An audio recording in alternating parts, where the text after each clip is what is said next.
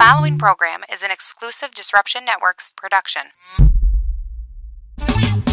Get excited, it's the Electric Company Reunion Party, Friday, July 20th at Wakely, 700 Varick Street. That's right, 700 Varick Street, the old EC. We're getting the gang back together, and we're partying old EC style. Peter Prince and Moonboo Lover will be providing the live entertainment. It's only a $5 cover at the door. Live broadcast from the D, raffles, games, prizes, and a few special announcements we're going to be making on this night. Get excited, because you know there ain't no party like an EC party, because the EC party don't stop. Friday, July 20th at Wakely's. See you there.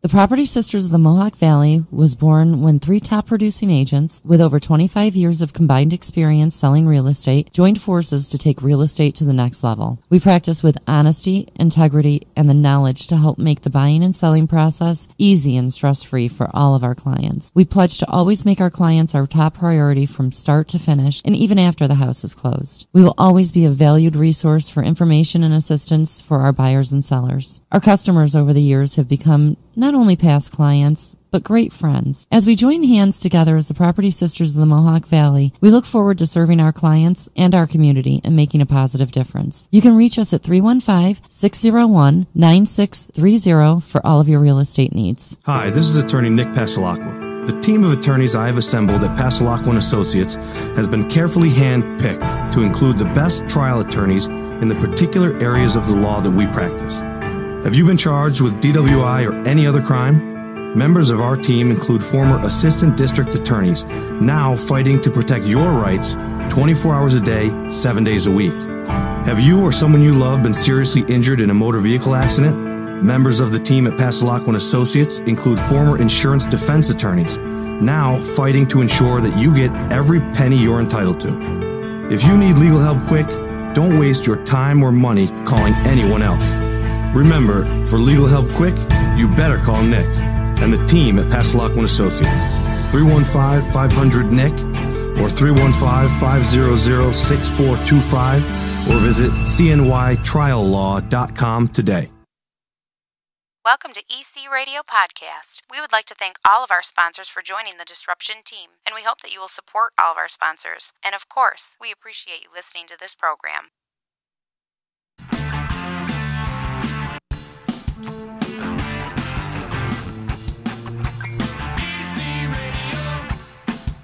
Disruption Networks.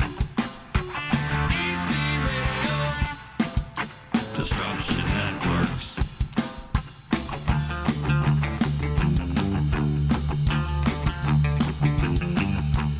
Yeah, baby, we're back. Tuesday edition, EC Radio.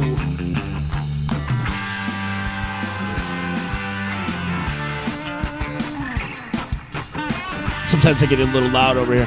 Switch it up. You know I'm deaf. Too many years of rock and roll. How are you? Greetings and salutations, Earthlings. It is EC Radio. I am your host, Anthony Z. Donaldson. Thank you for joining along. Joining me, as always, my tag team partner, my homeboy, my mans and them, my broham, Chicken. What's up? How you doing, buddy? Good to see you. Good to see you. Yeah, just lower that for a second. Yeah, buddy. And joining us in the studio today, my man Ricky Woods Sr. in the house with us today. Rick has got a lot of things to get off his chest. And Chicken, before we get into anything, I do got to mention this man has been approached by pretty much every local media source in the 315 and has denied them all. And he goes, you know what, Z? I want to come on the D and state my case and talk what I've been going through and what my family's been going through. So he knows he's not going to get edited and interrupted and print what they only want to print and show what they only want to show. And we won't get into all those local media sources' names. But my man came over here and wanted to thank you so much for coming over here, Rick, and telling your story and talking about everything that you've been going through, man. Yeah, yes, sir, man. Thanks for having me. You know what I'm saying? Like, I really appreciate it. You know what I'm saying? Yeah. So, well, we go back a little bit, man. We used to work out the House of Discipline together. That's for sure. Shout out to Chuck, man. You know? Big ups to our man, Chuck Collins. Yeah. The Sandman. I miss him dearly. I wish I get to see him often, but he's doing his thing out in Arizona. That's for damn sure. Chuck was working us, man. Yeah, he was working us. You was coming out sweaty. I used to see you like, damn, man. He's in okay shape. Yeah. he was working us, though. Oh, yeah. He worked it pretty good, man, but miss him dearly. But, yeah, Rick's been going through some stuff. His family has been going through some stuff. His son was brought up on murder charges. Oh. And he got acquitted. Got off, right? Yes, sir. Yes, sir. Big Actually, twice, man. You know what I'm saying? Twice. Well, it was 2 trials. You know, the first time was possession of a weapon and then murder. He got found not guilty for the weapon, and then there was a hung jury on the murder. So they decided to try him again for the murder.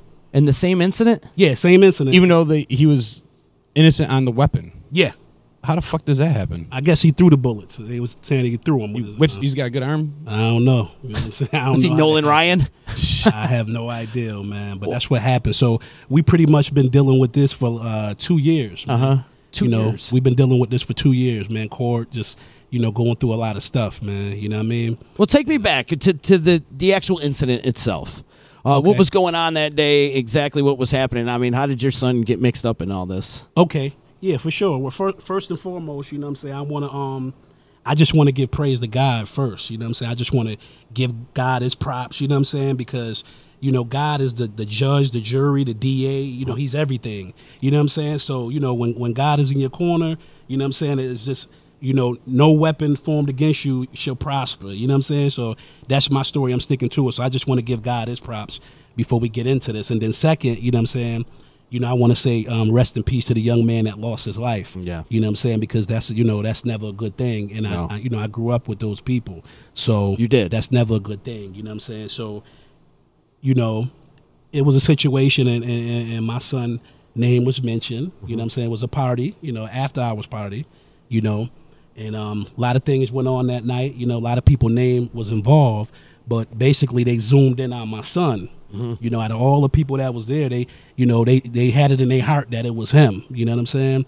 And They're just kind of going on a gut feeling. well, I'm gonna get to that. Okay. What made them zoom in? I get on him. excited. I'm Yeah, sorry. I know. I see it in your eyes. Well, basically, what happened was after the incident, after the young man was found a couple houses down, due to a shooting or whatever. People in the community, my own community that I grew up in, the people that I showed love to, the people I fed, and just always been around. Somebody created a fake page, a fake Facebook page. You know what I'm saying? And name of the page is Eli Manning. That's the name of the page. And then basically, you know what I'm saying, on that page, I'm looking at the paper right here. Oh, you printed This it is- out. Well, I didn't put this from the police. I got my son paperwork. You know what I'm Okay. saying? So basically what they did was they was putting up stuff on the Facebook page. As you can see, it says, Lil Rick should be ashamed of himself knowing and he condoning in that shit trying to help hide his son. Shaking my head, R.I.P. Marley. Now, first of all, I never hid my son. My son been walking around Utica for the whole time they was blaming him for it. You understand what I'm saying? He went to the candlelight visual. He's never hid, so that was lies. So basically, my son was arrested and indicted based on a fake page. This what made the this what That's put the them, evidence? This is what That's what the put so-called... them on him. That's the probable cause. That's the probable cause. Gotcha. What made them zoom in on him. Okay. Which freed whoever else could possibly be, a suspect or whatever. So what hurt so much is that, I looked at the page, you know what I'm saying? I stumbled across it and I checked it out, right? And it's about 100 mutual friends of mine that's friends with this page. You know what I'm saying? These are the same people. So it's somebody you know. Yeah, well, I don't know who created the fake But page. I mean, they know you. Yeah, they know me. Everybody know me. I'm from the neighborhood. You know what I'm saying? Right. Brick City, Cornhill all my life. But what I'm saying is that the same people that smile on my face, they knew about this page. I didn't know. So this is a page that's slandering me and my son, and that could potentially get us in some trouble. You know what I'm saying? In the courts and in the streets with false accusations. But not one of these people hit me up and say, yo, listen, there's a fake page over here. You might want to check that out. Out of those 100 people. Out of those 100 people. And I'm still mutual friends with them. I didn't get a chance to delete them yet because I've been traveling, doing things like that. So I get to that later because we don't do that. You know what I'm saying? They was on this page and they was showing up to court and they was watching things. You understand? Basically, bear witnessing the judge and the DA giving my son a funeral. You understand? Because that's what it would have been for him had he would have got found guilty, a funeral. You know what I'm saying? Because he already doing time for another case that he got railroad on, but we're going to come back on appeal with that. So I ain't even worried about that. So these same people in my community, you understand, tried to crucify us. You know what I'm saying? And that hurt, man. You know what I'm saying? That really bothered me. You know what I'm saying? You know, and even for them. Go ahead. Can I back up? Is this page, was it created just to, try to Bash or whatever. bash you guys, or? That's it. Look, It was created just for you guys, though. Really? Check it out. This is unbelievable. Yeah, there's so many evil people in this world. But that's what I'm saying. It's such a cruel, vindictive world that we live in, and shit like this really pisses me off. What sucks too is like if that person's gonna come out there and say this shit, like do it from your own page. Why you gotta create a fake page and hide behind a computer and just Right. throw out allegations like that? Exactly. That's some serious bullshit. Now, Right? this is their probable cause to come after your son, all because of a fake Facebook page. Well, plus the people that's criminals who they usually chase down and lock up. Uh-huh. If they all teaming up together saying one thing, now they're credible all of a sudden. But under normal circumstances, their word wouldn't mean shit. You know what I'm saying? But now we got a chance to get in, a conviction. So now their word is good. So basically, it stemmed from this page. That was the good lead. On top of, I'm not even gonna get into on top of half the community that wrote all these statements and stuff. I take it back. You want to? We can get into it or we can't. Cause No, get into it, man. It's just foul because in this folder right here, it's people from all walks of life, man. We talking gangbangers. They gangsters. A lot of people was in jail, and they was trying to get out of jail free cards. So what they would do is they'd call in and be like, listen, I got some information on that situation. You know what I'm saying? And then they'd go visit them. They'd go visit them in jail and get a statement from them. And now they're a witness. So it basically was just a bunch of hearsay. And we knew all along. We knew all along what time it was. You know what I'm saying? We just ain't say much. You know what I'm saying? Because I remember talking to my son like, listen, man, this is serious. How old is your son? My son was 17 at the time. 17? I mean, yeah, 17. He's 21 right now. So, yeah, 17. 18, 18 at the time. Okay. He just turned 21 on the 14th. I went to visit him, you know what I'm saying? So he only 21. Here it is. He facing life based off of lies. Okay. You know what I'm saying? Based off of lies. And fake Facebook pages. Yeah, fake Facebook So what are they pages. using as like actual like evidence to bring to court besides this fake page? Basically, they had about 10 witnesses, like 10 people with different stories. You know what I'm saying? Like one person saying, I saw him with a gun, but basically in the second trial, I feel like they should have never talked about a gun because he already got acquitted. Right. So that's the water under the bridge. Yeah. So it was just basically people saying, I saw this, I heard this. Had a few guys come from jail. Yeah, one guy came from jail. He said he saw my son in jail. And as he was walking by his cell, my son yelled out to him, yeah, I'm going to do you like I did your boy. So they said, well, why you didn't say that 2 years later? Why you ain't been say that? The guy says, well, I didn't think it was important. So it was just a bunch of people just, throwing shit out there trying to, Hearsay. because they didn't like him anyway. So they just wanted to see him get the guillotine, because this Oneida County, man, and it is what it is. Like this, they got a high conviction rate. You know what I'm saying? They can convict a ham sandwich. You know what I'm saying? And that's just what it is. And from me growing up in the area, I done seen dudes go in there. I got a cousin, 55 years, man. Going to trial with these people. And you said your son's in on a different charge? Yeah, he in on another charge. So easy scapegoat. He's already in jail. Yeah. You know what I mean? Easy scapegoat. Yeah. Less work for them to do. Right. Just kind of point a finger. Well, and like I'm just saying, people trying to place blame on him. I'm like, well, dude's already going, so we'll add this on there. He's already, you know what I mean? Instead of somebody else going. Yeah, they wanted him bad, man. It's just a lot of stuff, man. But before I forget, man, I just want to I want to give a shout out to Devin, man. You know what I'm saying? Devin, he really, for the last 2 years, man, he been working with us.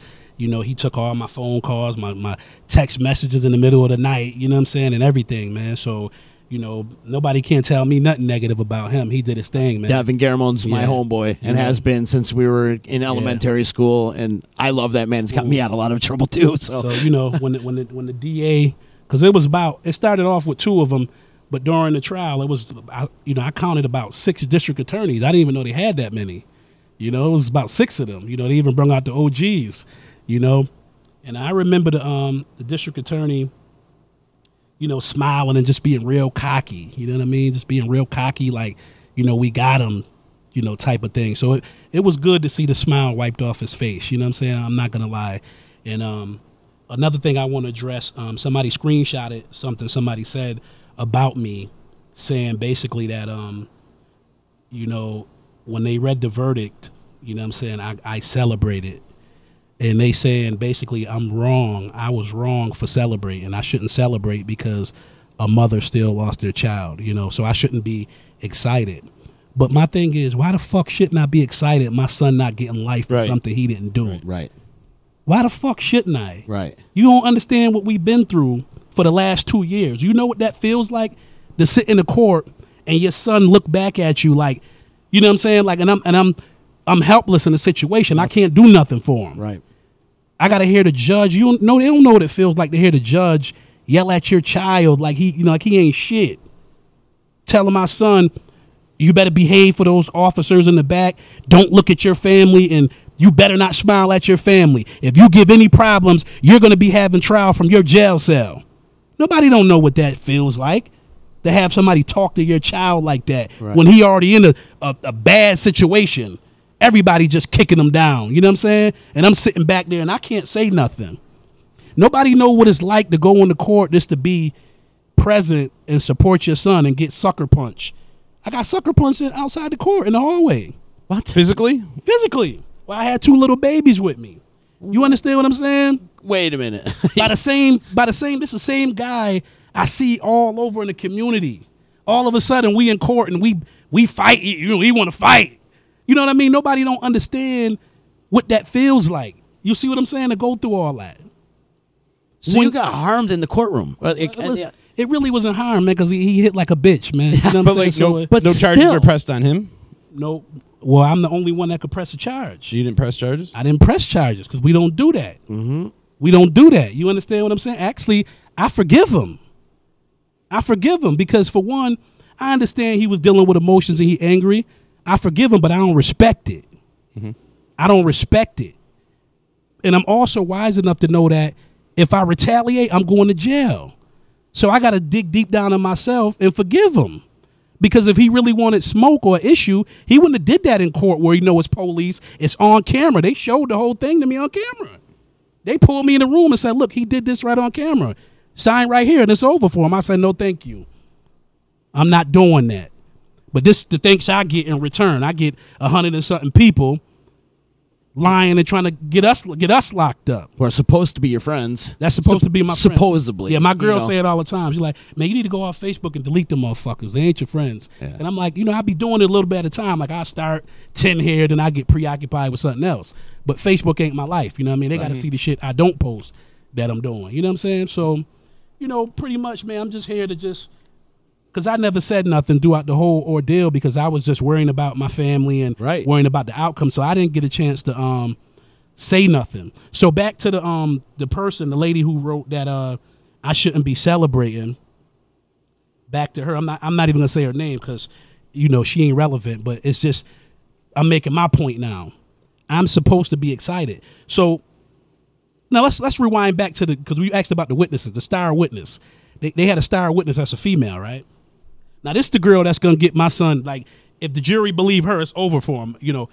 I won't see him for another 50 years. You know what I mean? Guarantee you. So she wrote 5 different statements throughout the whole court, the first trial or whatever. 5 different statements she wrote. So they brings her back for the new trial. So she's doing good, lying a little bit. They catching her in lies.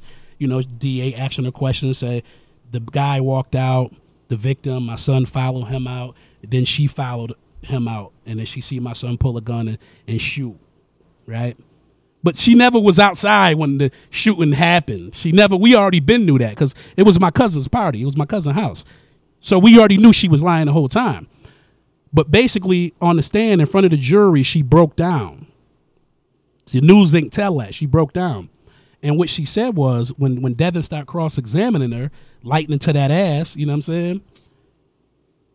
She refused to answer questions, and he said, well, this is your 5th statement. She said, I don't give a fuck. She said, I'm sick of this shit. Okay? I'm sick of lying. I'm not gonna lie no more. Oh shit! So she admitted to lying. Right She on the admitted to stand? lying on the stand, bro. So that's, Wow. All that's in the court minutes. So anybody tuning in want to question me about what I'm saying? It's in the court minutes. See, you can't hide that no more. That's what she said. The judge kicked the jury out. She exploded so bad. The judge told the jury to leave. Like, he don't want them to hear that. Get out. Kicked them out. Wow. So anyways, she exploded. Yeah, I lied. Fuck that. I'm in jail already because she was in prison already doing a prison time because she assaulted an officer. She assaulted an officer and they gave her a deal and said, we'll break it down if you testify on him. See what I'm saying? Yeah. So that's what provoked it. Yeah. But she said she witnessed this. She was the kid's lover, the victim's lover. Okay. She witnessed them get killed, but she didn't say nothing until 2 years later. Mind you, she just seen them get killed. She go back in the party and see the victim's sisters. Don't even tell them, hey, your brother was just shot. She don't say nothing. They said, so Devin said, why you didn't say nothing until 2 years later? She said, because I was on probation and I didn't want to get violated. So you knew somebody got murdered. You know his family's in the party, but you don't want to say nothing? and you're his lover. And you're his lover. Right. Now call me a rat or whatever. Kill my lover, motherfucker. You going down. Yep. That's my lover. Part of my French. But anyways, she broke down on the stand and she basically said, I'm sick of lying. Y'all not going to make me lie, you know, whatever. Fuck this. I'm not answering no more questions. I didn't see him with a gun and I didn't see him do shit. See, this is after 2 years. 2 years. Lying. You know, pressure burst pipes. 2 years after lying. She and could have finally saved everybody so told much the- trouble. Well, you know, I'm not. Shout out to her for telling the truth. That's what I'm saying. Eventually telling the truth. Yeah. Shout So out was to- that wasn't admissible in court because Well, this- he sent away the jury, Well, this was during trial. She broke down during trial. and you said that he sent the jury away though, right? Well, he sent them away, but they still could hear her yelling. Okay. And then, you know, she already was like saying some things while they was there. That, well, I didn't see nothing. I'm not lying no more. And then once she exploded, he kicked her out. You know what I'm saying? He kicked her out. So I'm thinking right there that, you know, the case over. You know, the case over. But basically, you know, they called their witnesses and they had COs coming with their nice suits on. They had police officers just trying to get people that's credible because pretty much all their witnesses was people that was locked up, drunks, people that was at the party. You know what I'm saying? Like, and most of the people was friends with the victim. So, of course, they want a conviction. You understand what I'm saying? Yeah. So, moving forward about me celebrating in court, right? Now, when the jury come back in, now it's verdict time. You know what I'm saying? Now, all the speculation, everything that's been said, everything is done. This is the moment of truth right here. Right. You know, I'm either going to see my son again one day or I'm not. This is it. Mind you, now everybody wants justice, but I'm the only one in court. I'm the only one in court from to hear this verdict from both sides of the family. Why I'm in is there- that? I don't know. I You can't don't know. You- read their mind because they've been in court every day or every other day, Right. you know, with smart remarks and, you know, whatever, wanting to fight. You know, we had a family rumble out in the parking lot. You know, it was messy down there. You know what I'm saying? But anyways, when it's verdict time, nobody shows up. Now, I'm the only one from my family there because, you know, people working, they just tired of it. You know what I'm saying? I'm the only one there. And I really didn't want to go.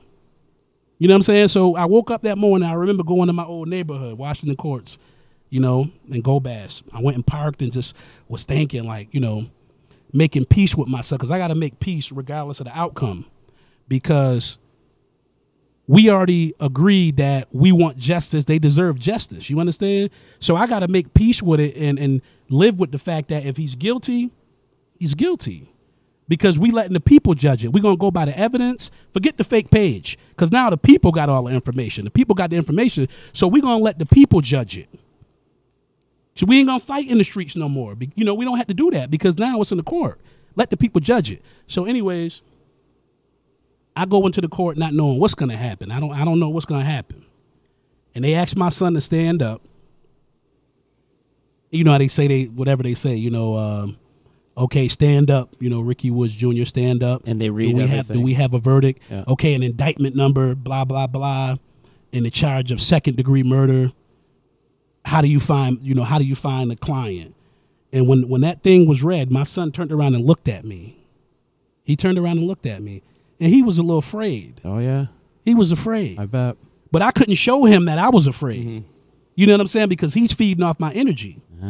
And I already knew going into this thing that we was going to prevail because he wasn't guilty. So you could punch, you could write mean stuff about us on Facebook, you could try to slander us, you could make fake pages. But what I said before we started, when God is for you, who could be against you? And the truth going to set you free. So I don't care if it's 40 of them saying, yo, fuck that, it was him.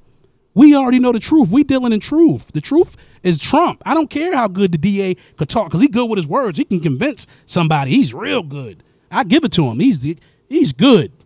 He can convince people that, oh, man, this little black kid, yeah, he's guilty. But see, the thing is, okay, back to my son. He looked at me, and I looked him in his eyes and gave him a head nod like this. I said, like, let's go. We ready. When that man stood up, all I really heard was not. I wasn't looking for guilty. I didn't want to hear the word guilty. All I wanted to hear was not. And when he said not, I celebrated, man. But I kind of blacked out. So the people wrote in the newspaper that I said, yes, justice, baby, yes. But what they left out is the fact that I was emotional and I said, thank you. You have every right to be emotional at that point in time. But let you them, do. Yeah, but they saying I'm wrong because all the bullshit you dealt with 2 years, you have every right to be emotional. It's unfortunate somebody had to lose their life in this unfortunate situation. Right. But now you're talking about 2 lives. Yeah. And if you're sitting there, justice, you goddamn right, you should be celebrating. Anybody should be celebrating at that point in time. Absolutely. I mean, just like you said, you're sitting there, all the tension's built up. Like, and you finally get that knot, like that relief. Like, yes. How much weight was taken off your shoulder at that point in time? Yeah, man. My son, because I spoke with my son after, and he turned around and looked. He said, I went and visit my son after. I just went and visited him. He said, when they asked him to stand up, he said he blacked out. He was gone. He wasn't there. He said the way he found out that he was not guilty because he turned around again and saw me celebrating. So he didn't hear them say not guilty. He wasn't there. He was like, I was zoned out. Yeah. I wasn't there. He said, probably heard his own heart beating at that point. Yeah. He said when he saw me jump up happy, he knew at that moment it was not guilty. So the reason why I'm saying that is to say, whoever felt like I shouldn't be celebrating and being happy, I have every right to be happy. Absolutely. My whole city where I've been all my life, you know what I'm saying, went against me. One of the ladies that testified on my son, her daughter's house burnt down last year, right? Now, I didn't really know them. I just read a story on Facebook, a family house burnt down and they don't have nothing, right? Me and my lady went through all our kids' clothes and went to the hotel, dropped them off, bags upon bags of clothes. You understand? Didn't even know them. Pulled up at the hotel, called them. Hey, we got these clothes for your babies. Here you go. Donated them clothes, looked out for them, right? And then the next time I see this lady, she at court giving me dirty looks finna get on the stand on my son. So this is the thanks we get when we show love. You understand? Well, and here's the thing. Like, I understand that people are upset that they lost their child. And as they should. But you shouldn't be happy that you didn't lose yours. According to them. Then also, it's another thing. The same person put on Facebook, and this is a person that's in like position. She's like in a position of power where she shouldn't really be involved in street stuff and passing judgment, saying that just because a person gets found not guilty doesn't mean they're not guilty. So pretty much saying, well, they just judged it wrong. So it's like we can't fucking win. Mm-hmm. You know what I mean? We can't win. I mean, fair is fair. Power to the people. That's why they say power to the people. Because the people seen through the BS and they knew that it wasn't him. You understand? Now, if he would have got found guilty, it would have been 1,000 Facebook posts. They would have been saying, the motherfucker, let him die in jail. And all the media sources would have destroyed you guys. Yep. They would have destroyed it. It's on WKTV right now. I can see comments under my son's picture where dudes that's live in different places, some locally saying, let him rot in hell. Oh, that's good. So now he's not guilty and they still mad. So pretty much we can't win. Then the victim's sister, she goes and write she give a statement to the news outlet, right? And she says that the jury was wrong and that the family hasn't been remorseful through this whole ordeal. We haven't showed no remorse, right? We definitely show remorse. You started this podcast with remorse. Yeah, we show remorse through the whole ordeal because this is what the news don't put. the victim uncle, he's an OG from my neighborhood. You know, he's an older guy. Grew up with my uncles. I knew him all my life. He came to me and he told me he loved me. I said, I love you too, man. He said, look, my nephew's gone. He's never coming back. I said, sorry for your loss. He said, if your son did it, we're going to let the courts decide it. If he didn't, it is what it is. And we hugged each other. Every day I ran into that man in court, we high-fived, hugged each other, and told each other we love each other. Because, see, I could relate with him because he's a man. Mm-hmm. He's not dealing with his emotions. He's dealing for what's real and what's right. So he could come to me and we can embrace each other. You understand? So this is what the news don't know, and it's what the other family members will never say. Me and the uncle, we've been getting along the whole time and talking to each other and everything because it ain't, you know, it's not, I don't know why people making it us against them. I grew up with those people. That's not the case, man. It's an unfortunate situation. That's why I don't do illegal after-hours parties and, you know, be drunk and everybody got pistols. The girl testified and said it's normal for shots to go off at after parties. She said it's normal for everybody to have guns and stuff. That's normal. So if we know that, why the fuck we going partying in these places? So we got to stop acting like, say, let's take my son, for example. Let's say the shoe was on the other foot, right? And my son was at a wild party where he know was wild and he lost his life at that party. Of course I'm going to be hurt. But a part of me going to say he shouldn't have had his ass at that party. Because for one, I told him don't go to that party because we don't do that. You understand what I'm saying? You don't go to places where you know could harm you. You know what you're getting into. You know what I mean? The same way if you in the streets, if you in a gang. If you signed up for a gang, you know what you signed up for. Know what I mean? Mm-hmm. If I'm gangbanging and my family glorifying me, right? Oh, my cousin gangbang, he tough, he bad, he carries a pistol. We know what comes with that life. Right. So when it come, let's stop acting like it was a Harvard grad. You understand? If nobody deserves to lose their life. But if you in a certain lifestyle, you know what's the end of that movie is. We know that already. And that's why we stay away from that. I'm out of the streets. They could try to pull me back as much as they want. I'm not fighting with nobody. Like I said, I got a blow. I got punched in the court. I don't care if he brag about it. I'm a man. I could take that. But my son was not guilty. That's the bottom line to it. He was not guilty. It's because they need someone to blame. And what right. the fact of the matter is, the person who did it is still out there. And that's what I'm saying. But they so mad because this is what goes on in Utica, man. It's like a club. You got to be, I call it the Dick Rider Club. You know what I'm saying? Like, it's like everybody join this club and they all gossip together. They don't, you know, back in the days, people used to get together, drink a few beers, get loud, obnoxious, talk a little shit, and you make it home. Now people get together just to gossip. Right. So it's like you got to kind of belong to that cult. You got to belong to them. You know, it's people from the corporate world mixing and mingling with people in the streets. They all friends. You know, they all eat at each other's house, and you know, they involved in stuff that they shouldn't be involved in, and all type of weirdo shit. You know what I'm saying? And I don't belong to that club. So I don't have to kiss their ass to try to fit in because I don't need nothing from them. Right. You understand what I'm saying? Uh-huh. I don't need nothing from them. I'm with you there. So I don't have to gossip with them. I don't have to be super friendly with them to try to fit in. I don't need nothing from them. I don't need their food. I don't need to hang out with them. I don't need no Facebook shout out. I don't need nothing from them. I got everything I need. You understand what I'm saying? But it's just hurtful that these people try to crucify me and my son. Oh, yeah. The reason why I'm saying me, because my name was brought up too. Right. You see it. Look, I'm Lil Rick, by the way. Right. My father was Big Rick. Okay. Rest in peace, Big Rick. That was my father. He passed away. I'm Little Rick. That's what I go by in the community, you know, all my life. So when they say Little Rick should be ashamed of himself, knowing he can't even spell, it's just stupid. In himself, knowing he condoning in that shit, trying to help hide his son. My son never hid, man. You know what I mean? You could pull up the clip. You see my son 6'1", 175. You know what I mean? He's not hiding. He never was hiding. And for them to put Little Rick in there, they know you personally. Exactly, man. And can't they trace who created that Facebook account? Well, that's the thing, man. Oh yeah, you can. You can trace it, and I'm gonna look into that But see, the DA don't want to trace it because this helped them. So this was pretty much on their side. But if it would have been on the other way around, then I'm sure they would have traced it and had a professional. Can't your lawyer request to trace that?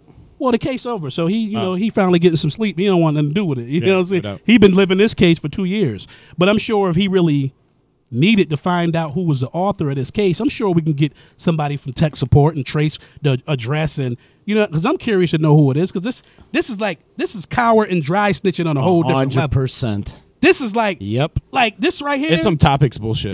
That exactly. This is crazy right here. The internet bullying shit Yeah. that goes on in Yeah. this world. But And this could have harmed somebody. right. This could have harmed somebody. So the person who's the author of this page, they ought to be brung to the forefront.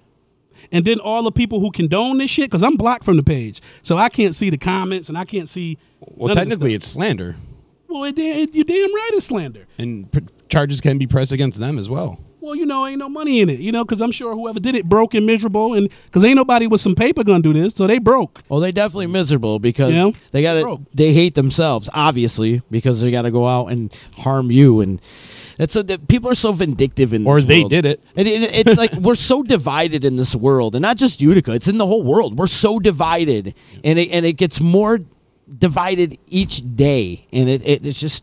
I don't know. We need to come together and compromise, and we can't got to stop the hate and spread the love is what needs to happen. Speaking of spreading love, Adeline checked in. She said, "I can't imagine. My heart goes out to you, your son, and your family."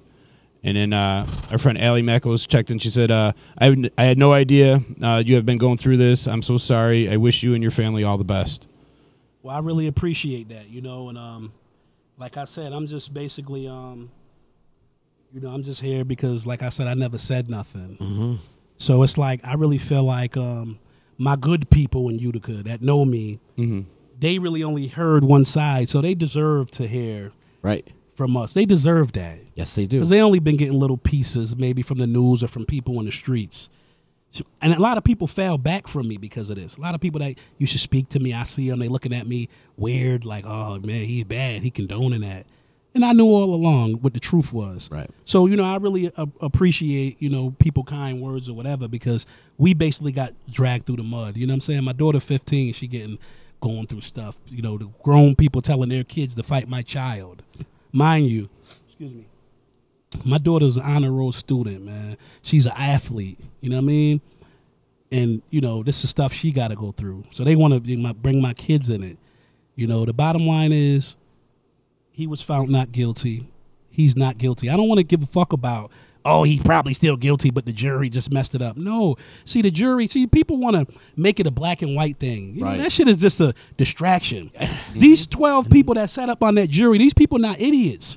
So, nothing against the DA, but when he did a JFK quote, he said a JFK quote on his closing. I never forget. He said, it's not about what your country can do for you.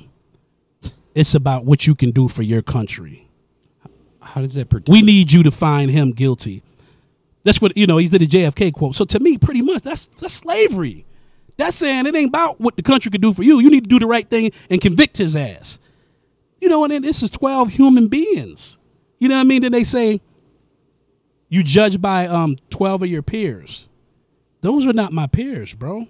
It's no people on that jury from my community. All right. And this is why people get railroaded. Because when you get charged, they got you on the news already looking crazy. Oh, yeah. For 2 years. So you already look like a criminal. Now they got these people who's reading all this stuff and watching all this stuff. And these are the people going to make a decision whether you live or die, and live out here or die in jail. So you always nervous going into that. But see, things are changing now. People waking up, you know what I'm saying? And just dealing with what's right and what's wrong.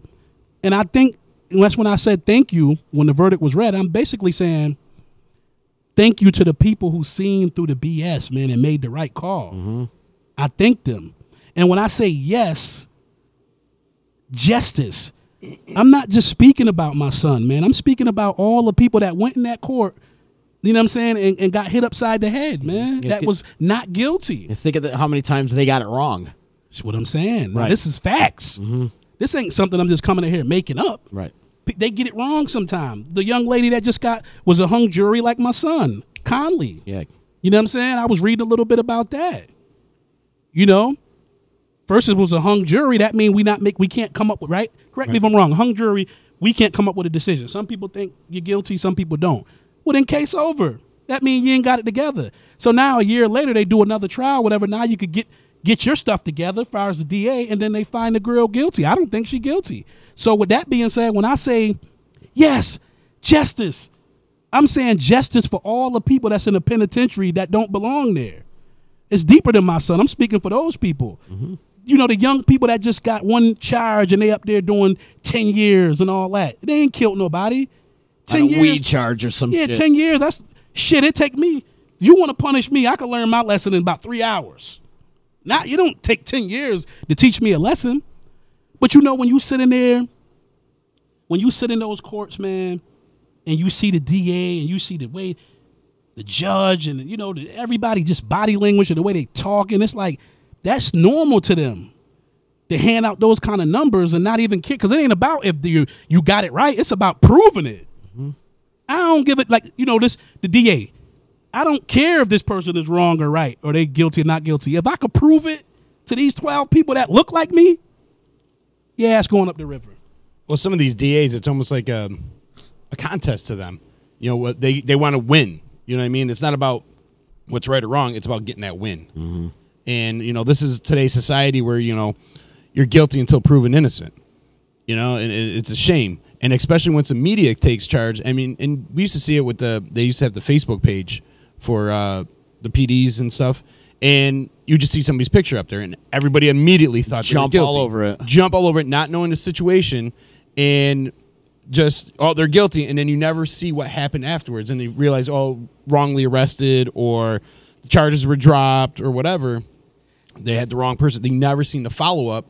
So anybody out there is like, oh, they're guilty. Yeah. You know, so everybody in Facebook land just automatically assume they're guilty. And that's the downfall of social media right there. It gives every idiot out there a platform, including us. I mean, we're live on Facebook right now. But, you know, it gives every idiot a platform, and everybody just jumps to conclusion instantly because it's that whole self-gratificating and the instant pleasure. The instant pleasure is the thing, and everybody just wants to jump all over everything. And without checking the facts. Right. I mean, how many people are out there posting politics without checking facts? All the shit that went on yesterday with Trump and the treason and all the traitor thing going on and stuff like that. Everybody just jumps to conclusions right off the bat. And they love to fight. Everybody just wants to fight. Yes. Everybody wants to fight. And instead of, like, actually, you know, being innocent until proven guilty, no, we do it the opposite. We you're automatically guilty. Now you got to, like, prove yourself that you're innocent. Yourself. And then when they do prove that you're innocent and you're elated and you're happy that you're innocent, now you're a dick because you're happy that your son was acquitted. Yeah, I'm an asshole for celebrating. I shouldn't celebrate and be happy. It's your baby boy. You know, I should be, you know, females. You know, it was females testifying on my son that he brought to my house, and yeah. Because I got him his own apartment because he was on parole, and I just didn't want to be dealing with, because I didn't like his parole officer. You know what I'm saying? His parole officer's an asshole. I don't like him. He said something bad about me. You know what I'm saying? I really didn't appreciate that. So, but here's how I'm going to punish him. He's not welcome in the black community no more. You know what I'm saying? I'm saying it. You know what I'm saying? He's not welcome in the black community no more, because he one of them guys that come around to these events and speak like he give a fuck about the black community, but really he don't, because what he doing is he exploiting these kids and got them giving up information on people. That's what they doing. They exploiting these young kids and got them, like the GIVE program. They got them working with them, turning people in, right? And then when shit hit the fan, they expose them in front of the world. So now all the world know what they did. So they go to prison. They got to go to war in prison. That's foul. You understand? Yep. Why do you think they pursue certain cases, murders, when they don't pursue other cases?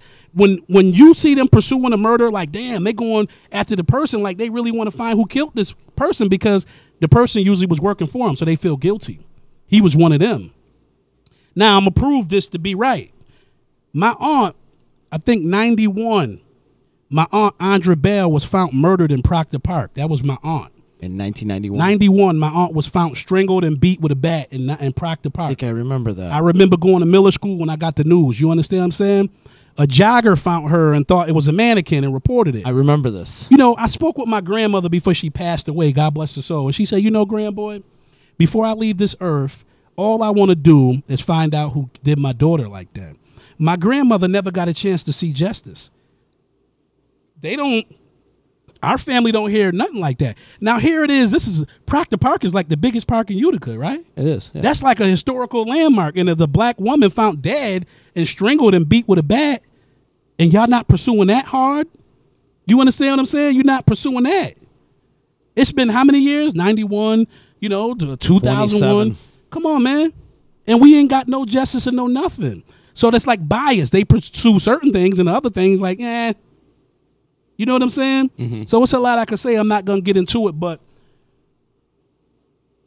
it's a lot of conversations that we got to have in the aftermath of my son and my family going through this torture. Mm-hmm. It's some conversations that's going to take place. You see what I'm saying? See, now it's my turn.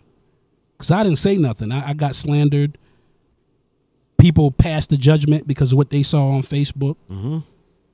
Now it's my turn. And I'm not going to say what I'm going to do, and I'm not going to say who's the target.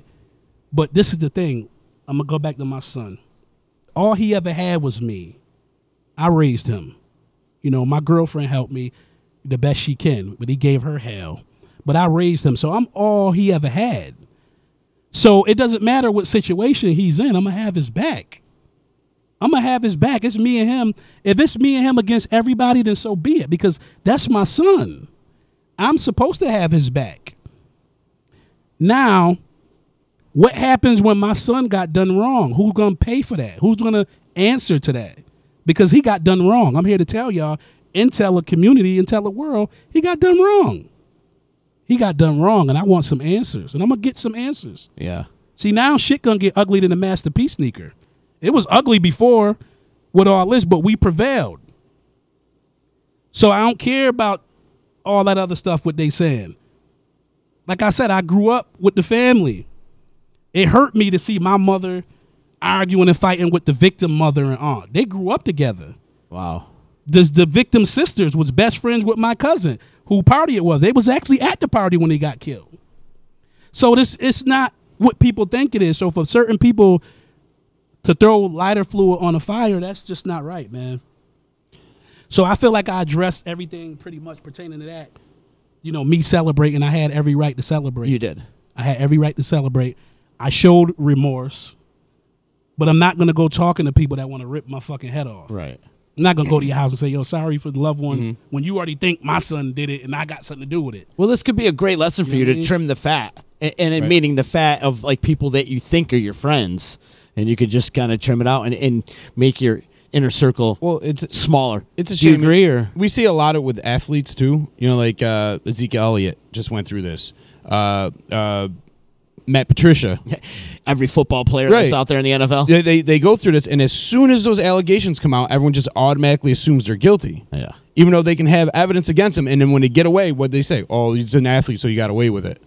There's no like, maybe they really didn't do it, and instead of just going out and figure out who really did do it, because if they're saying that everybody says he did it, it's an easy we'll prosecute him and it's done with, But instead of going out there and trying to find the truth. 1 second. I'm on live, but my people saying they can't hear me. How can they tune in so they can hear this interview? We're live on Facebook. Go to Disruption Network. DisruptionNetwork.net. Yeah. Well, go to the Facebook page would be the best bet, or YouTube. We're live on like 10 different platforms. We're on Twitch, Twitter, Instagram, all that stuff. Yeah, that's another thing. One of the news ladies wrote something about me on Twitter. You know what I'm saying? And I didn't even know they was tweeting in there. Uh-huh. And I can't remember exactly what it was, but it wasn't the real story what went on in the court. She just took what she wanted to take and wrote something about me. So here I am standing in the lobby, and she walks by me, and I asked her, I said, wow, I said, you wrote something about me that wasn't true. You know who I am? She didn't even know who I was. And I said, that's not right. I said, if you're gonna write something, you should write the truth. And she kind of like laughed about it or whatever. You know what I'm saying? So it just come to show you, like, the news, they only put out, they go with, like, remember I told you the Dick Riding Club? The news go what's looking popular. Like, okay, this side looks good, so we're going to only put certain things out. They ain't going to put out what really went on. It took everything for me to go down there every day knowing these people want to rip our heads off. Right. I had to bring my twins down there. They only 5 years old because I didn't have a babysitter. And I didn't want to miss court because it was important for me to show the jury, the DA, and the judge that my son got support. His mother don't want to come down there. I don't know why she don't want to come. Maybe she's afraid because, she don't want to fight, or she can't stand to see what could possibly happen to her son. Maybe she can't take it. But it was important for me to be there to show that he got support. He got somebody. Got to have his back. I got his back. Yeah. And I'm here to say in the public, on all these platforms, I got my son back. I don't care about the threats or whatever. I don't care about none of that stuff, man. The bottom line is, I've been fighting with this kid for him and with him since he was a baby. Mm-hmm. I went against everybody, man. I went against the city of Utica School District, you know, for them kicking him out and not having a school to go to, you know, going to these meetings and stuff. And because that's what they doing, man. A lot of kids in the neighborhood, they kick them out of school because of behavior. You understand what I'm saying?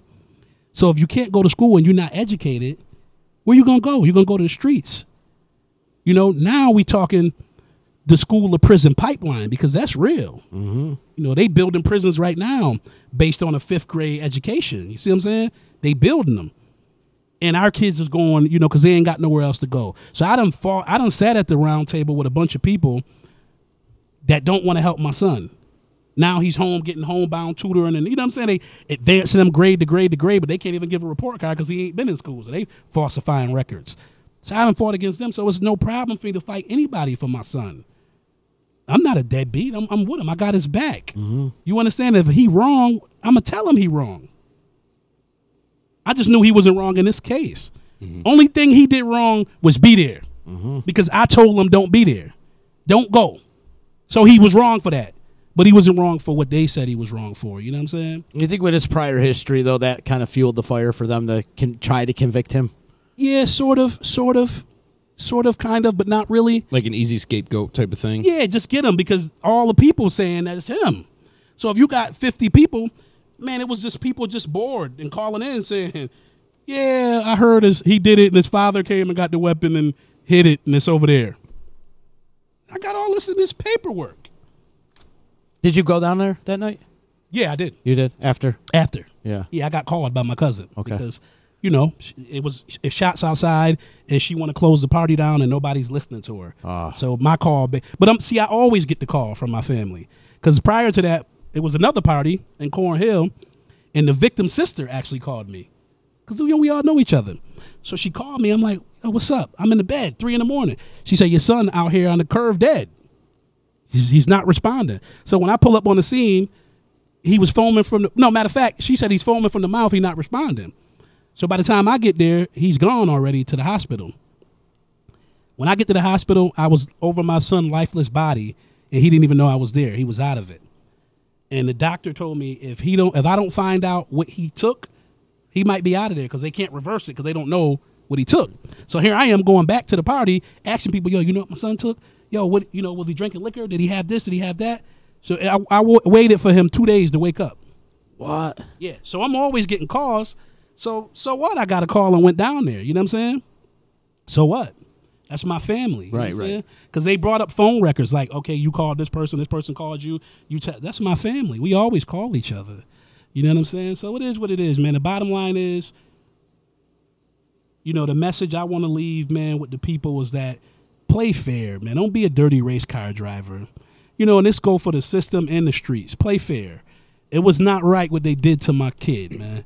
It wasn't right. You understand what I'm saying? And they could keep their fucking apology, but just, you don't got to apologize, but just keep your opinions to yourself. Nobody care. Nobody care, right? Because the bottom line is you wanted to trust, we was going to trust the system.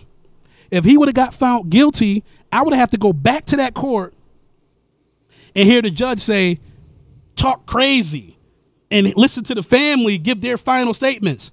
Yeah, you heard us. Now you going away. You deserve it. Whatever they're going to say. Right. And if they did say guilty, would the family have celebrated? Fuck yeah. They've been celebrating the whole time. Oh, the victim's family, you mean? Right? Yeah, that's what I meant. Like the victim's family, would they have celebrated? Probably. Yeah. Probably. Has this whole horrible incident brought your family together? Closer? Well, you know, my family, we always been close, man. We just like any other family. We go through it with each other.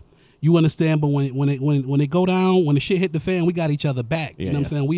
We gonna go all out together. You know what I'm saying? Like my mother, you know, my mother's a little scrappy. She ready to scrap. My mother she don't play about hers. You understand?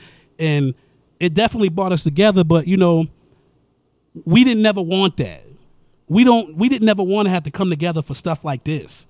You understand what I'm saying? But it's an eye opener, and it should be an eye opener to everybody that's in the streets to say, yo, get out the streets. Because seriously though, listen, they in the streets, right? They slinging and banging and doing everything what they doing in the streets, right? The family know what they doing. Everybody family know what they doing. If I was holding guns and holding work or whatever, the family know what you're doing, right? You know what this person is. You know if the person harmed somebody else. But the minute something happened to their family, they want justice. See, that's like being a big hypocrite. You understand what I'm saying? Now, I'm not telling nobody what to do, but you can't serve two gods. Either you in the streets all the way or you all the way out the streets. But you can't be in the street saying fuck the police and fuck my ops and anybody test me, I'm going to clunk them in the head. But then soon when something happened to you, you say, fuck that, man. Convict them. You understand? That's a dangerous coward. You got to take it on the chin. You understand? Now, look. Everything people been saying about me, oh, he's bad, he's this. I came up here by myself, man. I'm by myself. You know what could happen leaving here? It could be an issue. But I don't fear that, bro. You can't. I don't fear that. I don't walk like they know me in these streets. I'm from the neighborhood. It's just that I changed my life by choice because I know, for one, my children won't have a father if something happened to me. Or if I get arrested, you know what I'm saying, they're going to probably throw the key. So I know the end of the movie. So I don't live that life. I'm a family man. I'm proud of it. I don't care nothing about my past. I don't regret my past, nor do I wish to open the door on it. I don't care about that. I take pride. Me and my girl just wrote a book. We just wrote a children's book. We read to our kids every day. We happy about stuff like that. I do cruises. I love cruises. I love fishing. I love going swimming and barbecuing with my buddies. I don't give a shit about the streets and what they talking about and all this shoot 'em up, bang, bang stuff. That's not who I am. I live in the suburbs. I'm proud of that. You know what I'm saying? And I enjoy going in the refrigerator when I want to. I sleep in the bed every night with a beautiful woman that I love. That feels good. That's what make me proud. I don't want to give a damn if somebody want to brag because they snuck me in the court. What the fuck is that? I don't want to be that one that went and did 20 years and coming home like I'm bad, telling the story. I don't want that to be me. I see people like that in the neighborhood all the time. Yep. That's not my legacy. I work with children. People don't even know that about me. I work with children. I'm a travel agent. I got my clothing line. Me and my girl just wrote a children's book. You understand? My daughter got a basketball game tonight. I'm her number one fan. I'm gonna sit there, yeah. She love her brother. See? So you messing with a family man. I don't listen, man. I'm not here to cause harm, hurt, and danger to nobody. It's an unfortunate situation. Absolutely. What happened? The people judged it. Don't talk down on the jury. Those people are regular people just like you and I. And their job was to sit in there and listen, take notes, and make the right decision. They made the right decision was made. And that's that. Jerome McKinsley Sr. is checking in. He said, now we have to get to the business of healing both families. And that's absolutely right. I mean, we're talking about two families that were harmed by this quite significantly. Man, I'm glad. Shout out to my boy JMC, man. That's my big brother. That's my spiritual advisor. You know, that's family right there. You know what I'm saying? And, man, you know, it's just the neighborhood. It's deeper than just, it's the village, because we a village. And they say it takes a village to raise a child. You know what I'm saying? You know, JMC was a councilman, you know, the best to me that ever did it. Because he really cared about the community. He really cares about the community. See, I know that because I worked alongside of him. You know, he from the neighborhood. But out of all these organizations and all these people that saying they doing something for the black community and they in the news and they got all these interviews and they working close with the people, ain't nobody else say we need to heal both families. So see, when shit hit the fan, you can see who real and who not. You understand what I'm saying? Yep. That's powerful what he just said. Yep. We got to heal both families because we both took an L in suffering. This could be generational beef. My daughter already getting threats from their nieces and nephews. I got the voicemail. We all need healing. So thank you to JMC for saying that. This ain't about, you know, they trying to make it like, oh, he's celebrating like somebody didn't die. No, I'm celebrating because my son didn't get life for something he didn't do. That's why I'm celebrating. If it was they fucking kid, they'd celebrate too. They'd celebrate. I had to go see my son in prison for his birthday the other day. I had to go see him. And when it was time to leave, I had to hug him and say, I'll see you next time on his birthday. And this is a kid I raised. So they don't have no clue about how that feel. So when somebody talking about my child, especially when they child ain't no angel, they better be careful about that. They better be real careful. This ain't no threat. I'm speaking from the heart right now. I love mine. You understand? So they better be real careful, man. They better be careful. Well, let me ask you this, Rick. How do you spin this into a positive? All this negative situation, somehow we got to spin this into a positive. You know, whether it's going out and doing some activist work type thing or you know, trying to make this world so undivided. Or have you thought about that at all? Yeah, I always think about stuff like that. And we make it into a positive by pretty much just being real about it, man. We got to be realists, and we got to understand that. All right, for example, my uncle was murdered, man. You know, my uncle was murdered, and man, you've been going through this Right? pretty much your whole life. all my life, man. I've been. You know, I'm not proud of it, but I've been to more funerals than graduations. I've been to more funerals than graduations, man. That's part of my life. Yeah, serious, man. My other friend got killed in front of me. So we get into that later. But anyways, man, you know, shouldn't this text.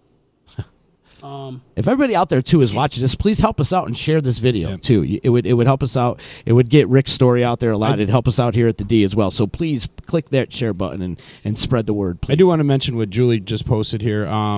She said the DA tried to scare me into testifying against Tyrus Woods years ago when a young man was killed at the studio on Bleecker.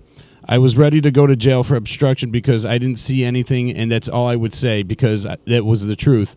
They tried to make it seem like I did talk. Dirty tactics were used, like walking me past Tyrus to interview me. It changed the way I see things forever.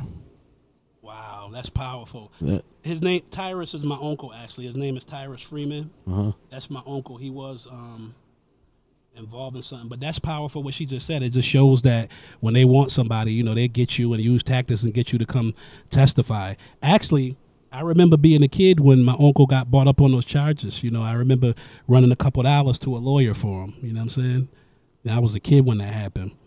So back to your question, man, you know, it's just about, you know, just being real and not being selfish. You know what I'm saying? You know, we could turn this into a positive by just being I like to say being real because, for example, if I'm out in the streets doing bad stuff that could cause my life, I got to think about all the other people that it would affect. You know, and so many times you see people with nice clothes and sneakers and a nice car, jewelry, and then they get killed in these streets and their family can't even afford to bury them. So now they got GoFundMe, they doing fish fries and everything like that, screaming justice. You know what I'm saying? So, you know, we got to start with respect and just respect each other. You know what I'm saying? Because anybody could pull a trigger, you know, but a real man could walk away or talk to a man about it and say, look, don't disrespect me. You know what I'm saying? This is about respect. It ain't about who the toughest or who the baddest because let's be honest, man, nobody don't want 25 to life, man. Mm-hmm. All these dudes running around gang banging and talking this and that. I got gang bangers in this paperwork right here that gave anonymous calls that wanted to tell behind closed doors. So it's just about respecting one another, See, when it comes to these people, I don't have no desire though. I don't want what they got. I don't want their woman. I'm not jealous of what they have. I want to see them win. You understand? So we could turn this into a positive by just learning from what happened, man. Because when especially in a small community like this, one person get killed, right? One person go to prison, two families divided, and that's just pain. It's friction and animosity in the community. And it leads to more violence. Oh, it leads to more violence for sure. You know what I'm saying? But in this case, I can honestly say they fighting themselves. Like, we ain't fighting them. You want to fight? Go ahead and fight. I mean, you know, a person to defend themselves quite naturally, but nobody looking for them and nobody entertaining that. Because I tell my family like this. You know where you're going if you entertain that. I seen the toughest people get up off, start trouble, hit somebody, then get off the ground and run straight to the police station. They don't want that kind of problem. See, these people just all for the show and all for the talk. They don't want Forest Hill or the penitentiary. I know these things. And I'm man enough to say I don't want that neither. When I was young, maybe I didn't care then. because of all the death. So I understand the family's pain because I've been through it. See, it was me that had to identify my son's body on Christmas Eve in that backyard and see my son's lifeless body. Then had to deal with people in the community saying, well, they wasn't close. He was a bad father. Didn't even allow me to grieve. They didn't even allow me to grieve. Didn't lose my father. Didn't fight in the trial with my son. You see what I'm saying? So they just opened my wound and poured salt in it. And I still don't hate them, or I'm not angry with them, because maybe that's how they was raised. We wasn't raised like that. You know, so at the end of the day, it's us in the black community and the people on the outskirts looking like, look at those fucking animals. We killing each other and we fighting against each other, and then the DA waiting to knock our block off. Even my son's first case, I'm going to show you how wicked it is. My son was with a group of kids. They go somewhere and they have an argument. Another kid end up getting shot in the butt. My son wasn't even the shooter. All of the friends said my son told them to do it. He got the most time just because all the friends testified on him. 20 years for not even pulling the trigger, just for being there. And they said, he said shoot him. Right? Now, the star witness for that case, the star witness, he come testify on my son. They escort him in like he's a victim. He testified, point my son out with lies, because we know it's a lie. And we're going to deal with that later with the appeal process. That same kid that testified on my son and got my son all this time, he's now facing 18 years because he got caught with weapons. And It's called karma. you see what I'm saying? Karma. It's a bitch every time. Now, my point is that the DA was his friend when it was time to testify to get somebody else locked up. Well, let's see if he their friend when it's his time to get served. It's the same DA. It's probably pressing the charges. You see what I'm saying? So, you know, I just want my community, hopefully, man, the village just need to be, the village is broken. And stop being on social media and just taking sides because you only heard one side of the story. One of my friends told me, he said, well, Rick, what's going on is that people only hearing one side, and then when the media put stuff up, they only putting what they want people to know. So people just grabbing that story and running with it, and they feeling empathy feeling sorry for the victim's family and looking at y'all like y'all the bullies, y'all the bad guys. Right. You understand? One-sided. One-sided. This is one-sided city. You got to belong to the popular club. If you don't run in that circle, then you can get shunned and everybody against you. But deep down inside, they know who the movers and shakers of this community. It's my people. It's my people that threw the big events, the family cookout. Get all the black people and white people from all walks of life. You come, bring your grill. It's my people that show that love. It was me that was the chairman of the board for the Brick City Reunion. That's the neighborhood we grew up in. I did the reunion and got the proclamation from the mayor designating July 4th, 5th, and 6th as Brick City Reunion Week. That's history. It was me that brung Bobby Valentino to the Stanley. I used to walk by the place as a kid wishing I could go in. And when I did that, I let about 10, 15 local artists perform and open up. So it's me showing love, but in the same breath, the same people I'm loving on and donating clothes and giving them a chance to display their talent and all this and that. These are the same people that's kicking me when I'm down. So in order to be positive, we got to be real. We got to get back to the love. Either we getting back to the love or stay the fuck out from around me. Get off my Facebook. When you see me in passing, don't say nothing to me and just let me be and let me do my thing. Leave me alone. Because they showed their ass and they owe me, they owe me apology. They owe me something. Has the thought of moving away crossed your mind?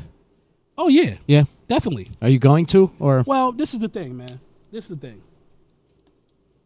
I've been here 30-something years. If you know anything, people that know me, they know I travel a lot. Yeah. I'm always gone. It definitely crossed my mind just for business purposes and for my children, because I really feel like it's more opportunities other places for my children. Yep. Not to run from nothing, because we don't run from nothing. Just for better opportunities. You know what I mean? Because I kind of feel like up here is like a fixed fight. Like the playing field is not level. Only if your last name is this. You know what I'm saying? Like, so that definitely crossed my mind, to give my kids a better opportunity. You know what I mean? And we ain't got to go through this. You know what I'm saying? And, so yeah, it crossed my mind. But Utica's home, man. I vend in the park. I love cooking my food, and for the good people who I get along with, I love the people. But it's just a handful of people, man, that just ain't got nothing to do but just be involved in BS, man. It's them that make it bad, So I had mixed reviews coming up here. Some of my people said, don't go do no radio station, nothing. Some people said, well, you should, man, because everybody got an opinion about you. So I just want to clear the air, not defend nothing, because God already made a call. Mm-hmm. The jury already made a call. And my image, I don't answer to nobody but God. So it ain't about me coming up here saying, yo, man, please believe me. I don't give a shit. I don't need nothing from them out there. Right. But it's just I feel like I owe the people because I can't be acting like I'm positive on Facebook or wherever and working with kids, and then behind the scenes I'm negative saying, yo, do this, or we're gonna fuck y'all up. You know what I mean? You can't serve two gods. So I'm here to tell people that it's more beneficial to your life and your family's life to be positive, to respect people, to, you meet connections, you rub shoulders when you be positive and you show love, not war, because it's no winners, man. Nobody gonna win. So we don't look at it as a win. That man ain't never coming. He's gone. He's dead. My son went through what he went through, the torment and torture. Them families gonna be upset with us, and we gonna defend our honor and our name. So that could be forever. So we didn't win. So for people to say that, like, it's just ignorant to me, man. It's always gonna be that scar. Are you familiar with the Kim Simon case? Kim Simon, I'm not. That was back in the 80s. Back in the 80s, and they convicted, I believe his name was Mike Barnes. Barnes. Yeah. Jim Barnes? Yeah. Jim or Mike, I don't something know. like that. But they convicted. They wrongfully convicted him. Right, and I think he was in there for almost 15 years or something like Almost that. 20. Yes. And there's a lot of dirty pool in that one as well. Yeah. But you might want to familiar. And you know why he got convicted of all that? Because the night of her murder, there was a roadblock, and he was drinking. He decided to U-turn out of that roadblock, and they caught up with him, pulled him over, and that was close to home. And they pointed their finger at him, and he ended up banking out of that too. They ended up paying him a good chunk of cash, but he's scarred for life from that, man. He's not the same person he was before. And in all those 20 years, I mean, imagine what has happened to him while he was locked away. Mm-hmm. Yeah, because from what I'm hearing, man, shit, you got the COs up there, not all COs, but you got the police killing people, beating people, and everything, man.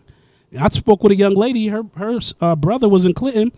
He was handcuffed, and they pushed him down the stairs. Killed him. Handcuffed. That's such a coward thing. So, you go into prison, you dealing with inmates that want to tear your fucking head off and rape you, and then you're dealing with crooked little cops that from the country never, It's everywhere, though. It's not just here. It's everywhere. There's good cops and bad cops, too, though. So this is what I'm doing, man. Enough of that, because it is what it is. What we got to do is we got to come together and compromise with each other and show respect, like you mentioned earlier. Like, we need to have more respect for each other instead of this bashing and this vindictiveness. This country in general. I mean, we need more people to stop, going to guns and fighting and carrying on all this bullshit. Because, like you said, because you're handling it the way you're handling it, things aren't progressing. But if you were a different person and you weren't so as strong-willed as you are, there could have been a lot of retaliations back and forth, and this thing could have been carried on so many different ways and so much worse. Right, if you were a loose cannon. Let me tell you, man. Like I said, I don't regret my past. I'm sure you wanted to snap a few times, huh? Well, I used to be a loose cannon. I have did my share of tearing my city apart once upon a time. And the record reflects, and the people know me. The police know me. The people in the community know me. They know what I'm about. They know my past. But see, this is the thing, man. Most of my friends is not here no more. I could go to the cemetery right now and point out to you about 10 friends. I could put you on Department of Corrections and type up about 10, 20 friends. You understand? So I know that gangsters don't live long. So I could be a loose cannon. I could flip out and I could do all that stuff. But after that, what? Then what? I'm going to jail. It's no honor in that. I'm going to jail. So if the threat is not imminent, you don't got to worry about me. If ain't nobody bringing it to my doorstep to cause harm to me and my children, right, then I'm fine. There's no problem. But if a person really want to live that image and they want to live that tough guy image and they want to make me, if they want to force my hand, then go for it. That's on them. Now, again, I'm not saying that's what I'm going to do, but what I'm saying is I'm going to defend my honor. Everybody know that. Mm-hmm. So we ain't really got to talk about that. Everybody know that my family is my family, who they are. They came to court with They was coming to court with carloads of people every day. They bought carloads to fight us. It was only 3-4 of us. Carloads. I was surprised by one of the guys who they brought down there to fight with us. Here it is. He's supposed to be positive in the community. You know, just give all these speeches and act like he doing the right thing, but yet coming to kick somebody when they down. Because he work out and he got a little few muscles. Nobody don't give a damn about that. You understand what I'm saying? Now, I called one of my cousins to come down. He didn't come with 50 people. He came by himself. He big too. Everybody know what he about. But we representing peace. But what we saying is whatever scare tactics y'all using, we could do the same thing too. Right. I got a family member that don't care about prison. Don't care. Saying, call me when we acting stupid. Don't call me when we talking or compromise. But I don't want that. I couldn't call a lot of my family members because they at work. Yeah, I want to come support and show them, but I got work. You know what I'm saying? So they couldn't be down there want to act up and all that. My white homies came down. Jury probably was shocked to see that. You know, they came down to support because my white homie, he damn near raised my son. And he came with his son. He didn't want to be around that court because he don't do that type of stuff. You know? He said, you know what? I'm coming to show my support. Mm-hmm. And then him and his son came, you know, came to show support. And he went whatever. Whatever somebody want to do, it's whatever. But we not about that because we already talked prior to going. Listen, we not going for that. Who want to fight in the court? You know the fight going to last for 30 seconds. Right. You just want to do that for brownie points to prove to the family that you ain't scared and you jumping out the window. You know what I'm saying? It's the wrong place to do it at anyway. I always say that when people started fighting in the bar, I'm like, you obviously don't want, I always tell them, fight outside. I'll let it go and watch. But that's how quickly they'll back down from the fight because they know damn well if they start in the bar, I got to break it up. Mm-hmm. Somebody's going to break it up. They might sneak in a couple shots here and there and act like a tough guy until it gets broken up and somebody gets arrested. Listen, man, this is like WWF wrestling. you know, these days you have to be on the defense. You know, you can't really react to everything, man, because it's a trap. Mm-hmm. And a lot of times people just want to trick you off the streets. You know what I'm saying? Like, I don't think, like I had death threats, but I think these people look up to me because they know I'm from the neighborhood, man. I'm from the neighborhood, and they know what I'm about. They look up to me. If this situation wouldn't have happened, these would be the same guys praising me because they did it in the past. So it's just unfortunate they forced to have to act like that towards me. Mm-hmm. You know, I was just around them prior to this situation happening. They know what I'm about. I know what I'm about. But I also know that I love when I walk in the house. Like when I leave here, when I get home, my daughter home from college, she's watching the little ones. They're going to have their hand on their hips. Daddy, where were you? You know, while we were supposed to go swimming, we supposed to do this. You know, I enjoy the love I get from my seeds. It's nothing more pleasurable than that. You know what I'm saying? So it's always that thought in the back of your head, like, well, you could dumb out and do this, but you going to jail. Mm-hmm. You going to jail. I don't give a damn what nobody say. If you cause harm to somebody, if they don't tell, the person standing next to them gonna tell. The streets is a lie, man. I've been in the streets most of my life. Everything the older cats told me was a lie. I had to find out the hard way. I had to get the phone call from my buddy who's tough. He been a tough guy our whole life. I got the phone call from him crying in tears when the judge told him 55 years. I took that call. You understand what I'm saying? I don't want that to be me behind somebody that lifestyle can't even hold a fucking match to mine. The summer just started. I've been on 7 trips already. They ain't been nowhere but Cornhill to Rick's Place or the fucking AJ's or wherever they hang out at. Saranac. I've been on boats and stuff. I'm not bragging. I'm just saying, like, I'm not fighting against somebody that don't got nothing to lose when I got all this shit to lose, man. Yep. A person would love to have my woman and have my life. I go deep sea fishing and they fillet the tuna and I go back to the resort and cook the fucking tuna. They not eating tuna fresh out the ocean. I'm doing that type of stuff.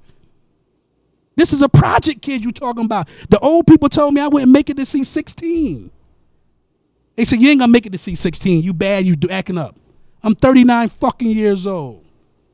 Ain't nothing nobody could tell me. I'm 39 years old. I'm a loving father. You know what I'm saying? I get up and go to work. You understand? I ignore a lot of stuff that I usually will respond to. I train my daughter in basketball. I talk to my daughter, my other daughter, that's a college student. This is what I'm doing. This is stuff people don't know about me. That's what I'm about. They only know, none of them don't know me as a man. They only know the Lil Rick when I was in them streets. They don't know me as a man. You understand? My new friends, I rub shoulders with people in certain places. I don't even care about relationships in the hood because half of them is working for the police. Half of them is hustling and slinging and banging and working for the police. I said it 2 times. I'm going to say it 3 times. Half of them is slinging and banging and working for the police. I'm not going to say no names, Palladino. Half of them is working for the police. That's facts. Ain't no gangsters in the, all the gangsters, just for the gangsters is dead, in prison, or they don't come outside. They don't be in the hood no more. They fishing and chilling because they shut the gate, they shut the movie off before it came to an end, and they no longer want to live that life. You're smart, man. That's where they at. You're smart though by changing everything, turning it all around, and doing your thing, and keep staying positive, man. Because I feel like you do have a very positive vibe about you. You always have, and you got the flow motion thing going on. And what's the T-shirt you brought in today? Well, this is my forward motion thing, man. I'm glad you mentioned it. You know, I've been seeing y'all. I came up a while ago through Tommy. Yeah. And hold on, let me say this message. I came up through Tommy, and you know, you guys been letting a lot of rappers come. Yep. And that's cool, man. I really appreciate it. You know, you guys giving the rappers a platform. Yep. By the way, tonight, Ease Beats and Bizz, 8 o'clock tonight here on the D. Okay, so, yeah, that's love. So we really, you know, on behalf of, you know, the community, you know, I appreciate that. And when you type the when you type it up on Facebook, you said exclusive interview, and I like that. You know, because I'm exclusive. I'm an exclusive dude. Not to toot my own horn, toot, but I'm an exclusive type of cat. So I say, you know, if I'm coming up on this radio station, man, I got to do something different. So I came bearing gifts, man. You know what I'm saying? That's my way of saying, you know, I appreciate y'all having me, and I want to show a little love. So, yeah, this is my forward motion, you know. I was calling it flow motion. I'm sorry. It's forward motion. Forward motion. Yep. You know, this is my stuff from last year. Yep. And before I get to the forward motion, it's just positive, man. It is, you know, it's just forward motion pertains to all aspects of life. You know what I'm saying? We moving forward. We're not letting nothing hinder us from forward motion. And that's the mindset. That's the way of life. We live by that. You know what I'm saying? Any obstacle, God first. You understand? As long as you put God first, we can conquer anything. So forward motion is just one of them things where sometimes somebody might need to hear something and you might not have the words to say to them at the time. I might walk by somebody that's finna go jump off a bridge. They don't even know me. They could look at my hat and say, damn, forward motion. That means keep moving forward, man. It's going to be brighter days. So that's what forward motion is all about. So real quick, because we talked about what could we do, you know, pertaining to the violence and stuff in the community. And one of my shirts is, I don't know if you can get that on there. I want the people to see that. Well, the camera's right up here, so okay. If you could just throw it right up over here. This is the stand up to police brutality, you know. In the bottom it says, within the last 8 years, blacks have been shot unarmed at alarming rates. You know what I'm saying? Uh-huh. And you see that hand right there, pretty much, you know, it's just self-explanatory. It's real deep. And you know, that's our campaign, man. Did you design that? No, I got a designer, man. Shout out to my designer. You know, my boy, he in Georgia, and he's the best in the world. You know, he's the best in the world. When he showed me this, I said I got to have that, man. So we're gonna have T-shirts. We're gonna have hats and everything, man. Oh, cool. You know, and yeah, that's what it is, man. Stand up to police brutality. And I just want to touch on that real quick. Yeah. It's been a lot of situations where brothers been shot down, you know what I'm saying, unarmed, and that's sad. You know what I'm saying? That's sad, and you know, I hope the families get justice and everything. But in the same breath, I want my brothers to know that, you know, when you're dealing with these police, man, you know, just be classy and just don't give them a reason. Just don't give them a reason to act aggressive. Mm-hmm. Because a lot of these, you know, police, you know, they young, you know what I mean? They could be trained a certain way. They could have been raised out in the outskirts and taught that, yo, these black dudes dangerous. They want to gun you down. So be classy. Be classy, because it's two-way streak. You know, if I'm approached by a police officer, whether I'm in the wrong or the right, I got to maintain my composure. Forget all that, yo, fuck that, I know the law, and all this and that, threatening you, challenging them. Now you creating a hostile situation. Right. It's going to make your situation a little bit worse. And I also think that there's a stigma out there that it's them versus us. Like police officers versus, the black community. And people look at it adversarial, which I feel like is probably the biggest part of the problem. And I feel like if the police departments and the inner city community, not just the black community, but the inner city community actually did things together as a and bridged that gap and made them so more not adversarial. You know what I'm saying? Like more community based. I think things would be a lot better. You know what I mean? I think people would like not have that like so ready to jump down a police officer's throat for I've seen both ends of the spectrum. I've seen people where they were downright in the wrong and still trying to fight their way out of it and argue and not saying that anybody needs to be shot or beaten or anything to that effect, but you know what I mean? Like how do we stop it? We stop it by I spoke and for Pat Johnson in front of about 50 cops, man. You know what I'm saying? Just speaking and just, trying to build a rapport with them and let them know that if you see us, it's about training. If you see somebody dressed a certain way, stop with you fit the description. You know what I'm saying? Stop with all that. Stop stereotyping. Right. Because, my lady even told me, she's like, Rick, maybe it's how you dress. You got your baseball hat on. You got, as a black male, I'm scared to wear my baseball hat while driving sometime because I don't want to look like, so it's just certain things we go through. So it's all about the training. Profiling. Mm-hmm. Now, that's facts. Mm-hmm. It's a book called Driving While Black. You can learn a lot in there. The war on drugs. You know what I'm saying? That was the target, the community, so we know that. Those are facts.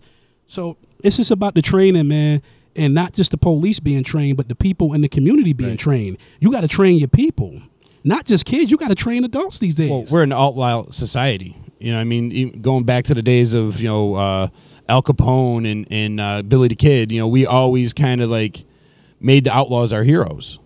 So like people grow up idolizing these guys. I mean, we see it in the black community with rap music. They idolize, like NWA and like all that stuff.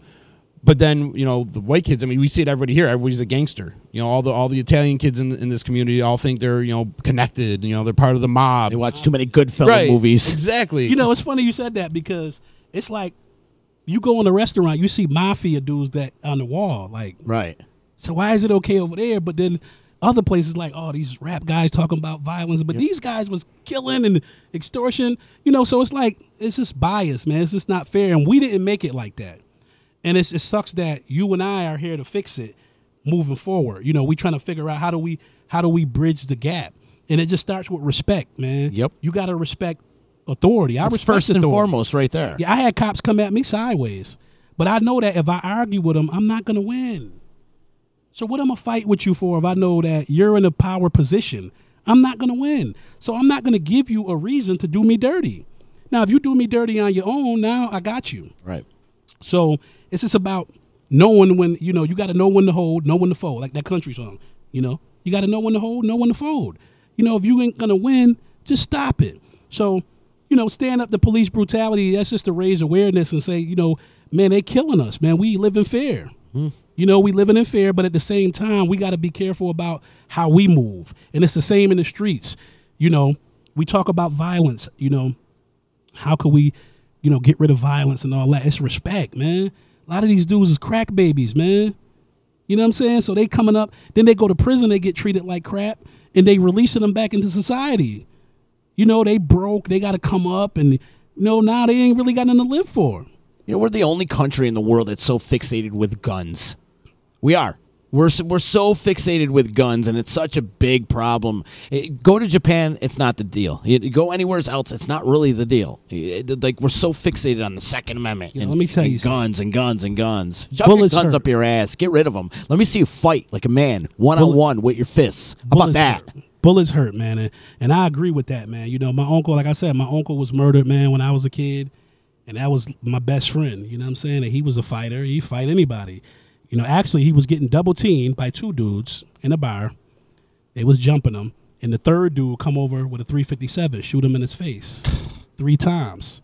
Through his face, his eye, and his chest. You know what I mean? Coward.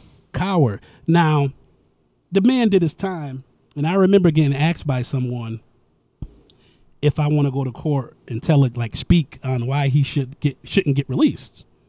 And I told the person, I'm not doing that. That man did time. You know, I'm not the judge. You know, I already forgave him. And it's not bringing my uncle back whether he get released or not. But I'm not going to go in there and say, oh, he should stay in 25 more years. You know, that's being a hypocrite.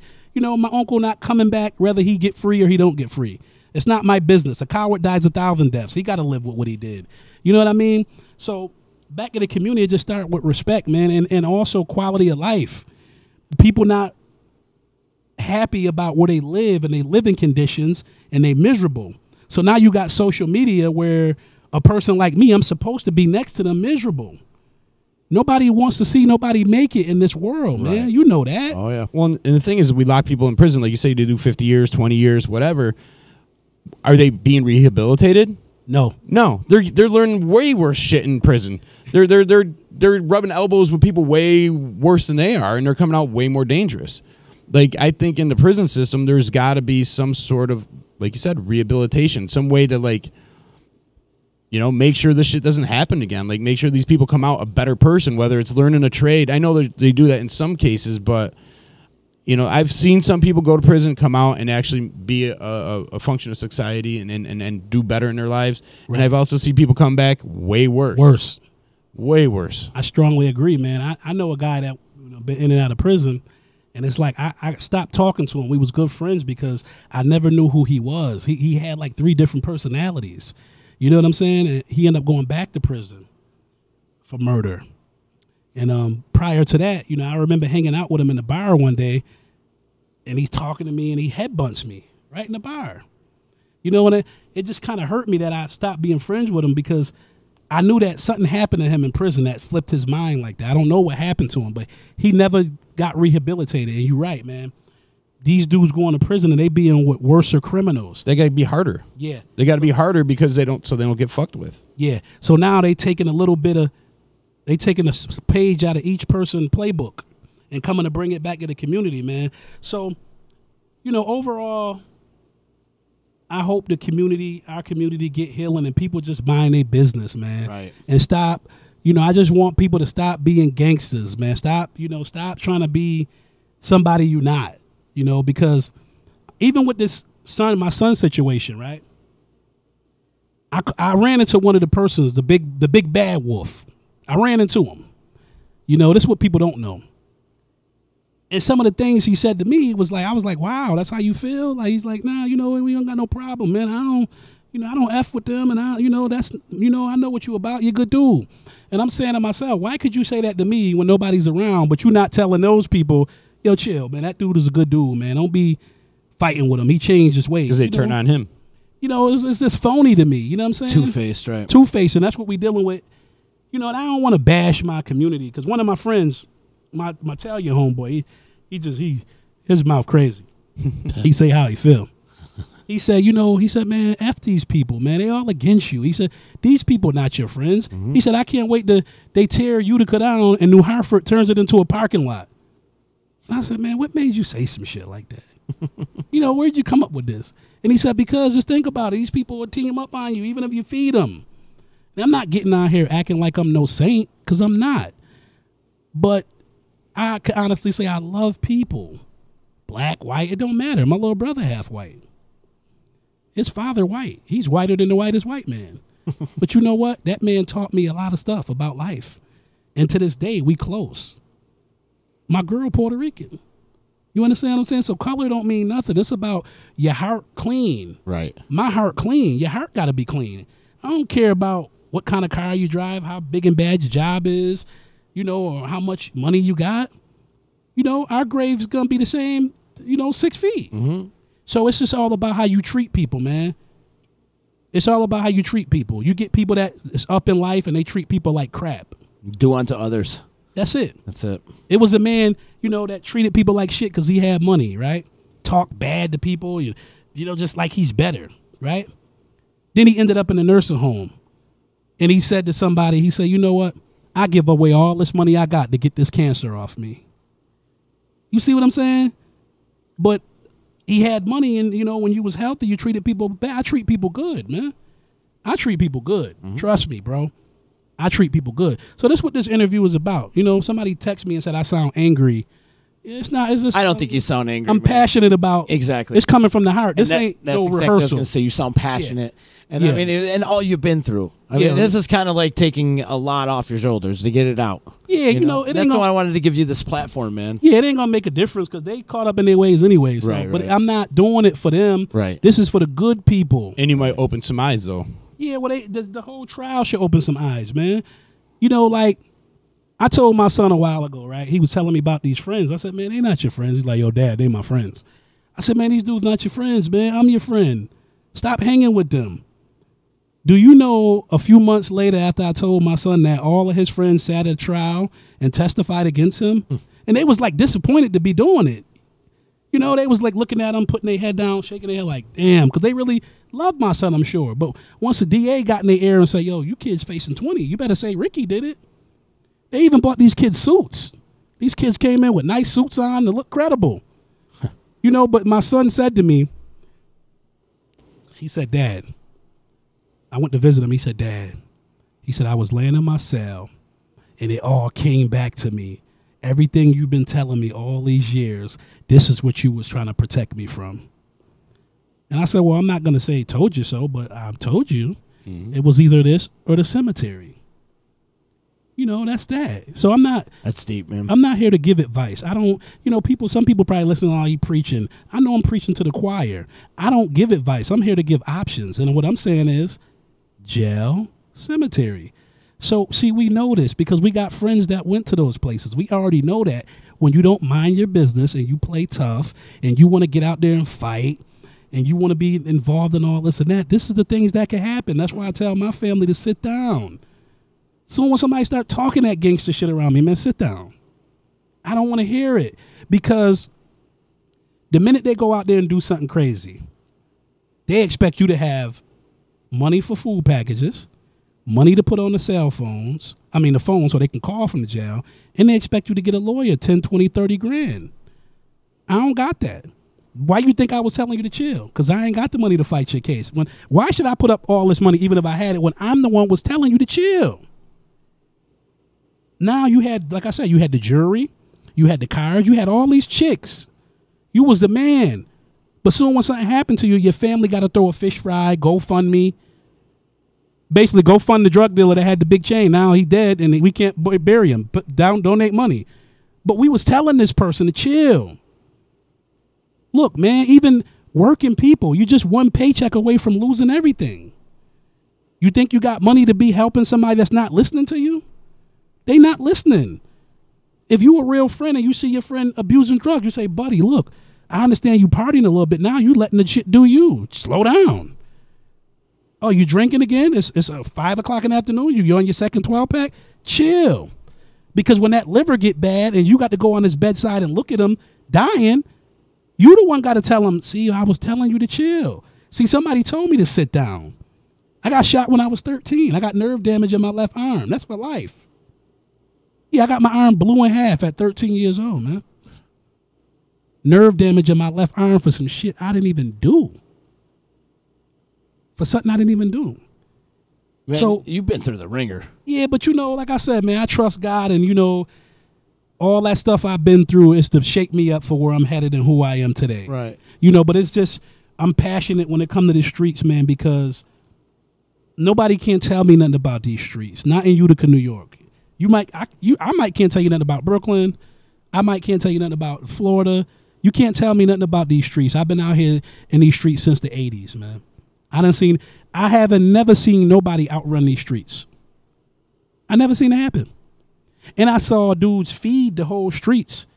Feed everybody. And then when they go down, the same people they fed turn on them. Mm-hmm. It's no love out here in these streets, man. So if a person could get something out of whatever I said, if you got a little change and you're doing the wrong thing, get right, man. Get right with God first. Get right with God first and then get you a 9 to 5 because they're going to finish you. They got a sale right now with my name on it, knock on wood. They're going to finish you. And the judge and the DA don't want to care if you was a good person or you just made a mistake. They don't want to hear that unless you working or you got some information. So if we know this and you armed with this information, why y'all want to go be out here and doing whatever? I don't want to do that. That's what I'm telling people. I don't want to do that. That's not what I want to do because I know where I'm going. And I know if it was just me and I didn't have children, I didn't have a woman that loved me and my mother, then I'd say whatever. Broad daylight, whatever y'all want to do. But it'd hurt them. It'd hurt them more than it'd bother me. I don't care. I done been through it already. So I don't fear death. I don't fear none of that stuff. But it'll hurt them. So I got to do the right thing for them. And I'm leading by example. You know, I put stuff on Facebook. It's just a show. Because people watch me. They could say they don't. They watch me. So I'm opening my life to say it's cool to be a father. It's cool to go fishing. I take a picture at work. I'm at work right now. It's cool to go to work. I think that's that positive message that's missing today is that like you're proud to be a father. You're proud to do these things and proud to like live the right lifestyle that you got out of that shit. You know what I mean? And too many times, like I said before, we glorify all the bad shit, but it takes a real man to come out there and say you're proud to be a father. You're proud to like get out of that shit and live a better life and work your ass off to feed your family. Right. And be proof that you can get out of that shit. You can, man, but it's like, I want y'all to understand, man, it's a vicious cycle. Yeah. It's a vicious cycle, and I had to learn who I was, man. My spiritual advisor, my brother, he said to me, he said, yo, do you know who you are, man? He said, you better start acting like you know who you are. What you mean? He said, man, you a curse breaker. He said, you a curse breaker, man. Why you don't know that? You can't see that? And when he said that to me, man, it spooked me. I had to go back and really evaluate myself and see who I am. And what he meant by that is that a lot of these families and a lot of people got curses on them, man. We talking generation after generation after generation of drug abuse. You understand? Being in and out of prison, being in abusive relationships, not having educations. Now here I come. If it's me and my family, I got children. So I got to ask myself, do you want that to be your children? I got to break the curse. I got to break that vicious cycle, that evolving door in and out of the penitentiary. I got to break that. So my job and my goal is to not only show my children that it's not about that, it's about this. I got to show my brothers also. So being that I've been where they at, I'm more believable so they could believe it from me. My inbox is flooded with people asking for advice about stuff that they're going through. Men, women, and children. I coach little kids. Girls, I'm still close with these girls. So I coached them when they was in 5th grade. Some of them in college right now. When they see me, I'm still Coach Woods. So that's what it's about. It's about leading by example. It ain't about preaching.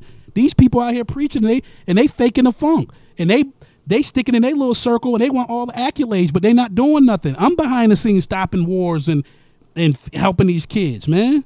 I don't need no pat on the back. This is spiritual war. This ain't nothing about, this ain't Bloods versus Crips or Cornhill versus the East Side. It's a spiritual war, man. And either you representing good or you represent evil. This is God versus the devil. Mm-hmm. Good over evil. Either you good or you evil.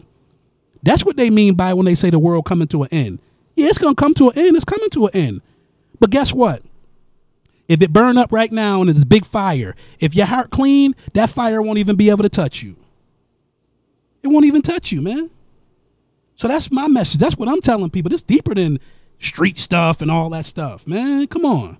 I got millionaire friends telling me, what you doing up there wrestling around with them, man? Get out of there and come down here. So I care about my community and my people, and I hope they can learn from murder after murder, beef after beef. We kicked out of school again. We uneducated. I could play a message on my phone that was sent to my daughter and probably turn your stomach the way this little girl, just her vocabulary. Just the way she talked threatening my daughter.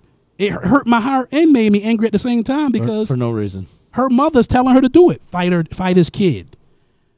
But if you hear the way she talk, you say, wow. This kid is a teenager. I got 5-year-old twins that talk. If they come here right now, you say, wow, they use big words and everything. That's because that's how we raising them. We breaking the curse.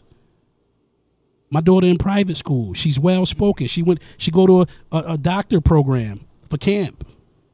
We're not raising ignorant kids over here. We're not drinking and smoking around them and exposing them to all the stuff that's going on. We trying to raise productive members of the society, man, of Utica, good people. So if people with the good old people want to rub shoulders and connect and push each other, I'm with that. But all that other stuff, I don't want to be bothered with that no more. This case is over. All these gossipers and all these tough people, I don't want to be bothered with that. Leave it behind you. It's all behind me. Mm-hmm. It's all behind me. I don't want no parts of it. I don't even want their friendship. Mm-hmm. My circle is a dot. I don't even want to be bothered. I just want to be left alone. Leave me alone. Leave me and mine alone. They know where I live. They know where I be. You see me cutting my grass on my driving tractor. If you want to do something, do it. I don't care. The bottom line is what it is. We got to change, man. We got to do something positive, and we got to, we don't own nothing in our community. So I feel uncomfortable even saying the black community. Arabs own the stores. Come on, man. We in last place. I'm saying it. We in last place. And the only ones is eating is the ones that belong to the boule. They got a little secret society. They partnering up with the good old people, and they content with the little bit they getting. So they ain't giving a damn about people in the community. They ain't giving a damn. People starving over there. You know what I'm saying? They starving. And they not caring about their community because they don't own it, and the landlords are absentee landlords. So I don't want to hear nothing about what they say, what people saying. I know what I'm talking about. So if anybody want to talk with me, it got to be real. We got to keep it 100, or we not talking at all. Yeah. So I'm just here to clear the air that everybody ain't a nigga. You know what I'm saying? I ain't a nigga. I'm not a nigger. Everybody ain't a cracker. And to be honest, let me tell you, and I'm going to leave it like this. This is two people I got an issue with. I get this from my grandfather. There's two kinds of people I got an issue with. And you said I'm not censored, so I'm speaking. I'm going to be real. Yeah. That's I got an issue with niggers and crackers. Those are the two people that I got an issue with. Niggers and crackers, man. Ignorant people. Mm-hmm. Ignorant people. Yep. So when a person say nigger towards me, that don't have no effect on me. I'm not a nigger. You come to my house for a barbecue Friday. You see how I live and how well-mannered my children are, how we live, my house clean. This is stuff that go on. It's from ignorant people, man. Yeah. The people that go on WKTV and say, fry them, send them away, let them rot. Those are crackers. Right. People say, oh, shoot your neighbor, fight them, get the kids to fight them. Those niggers. So if you want the truth and we got to stop worrying about what other people saying and we want to clean up the community, stop being niggers. Stop being niggers, man.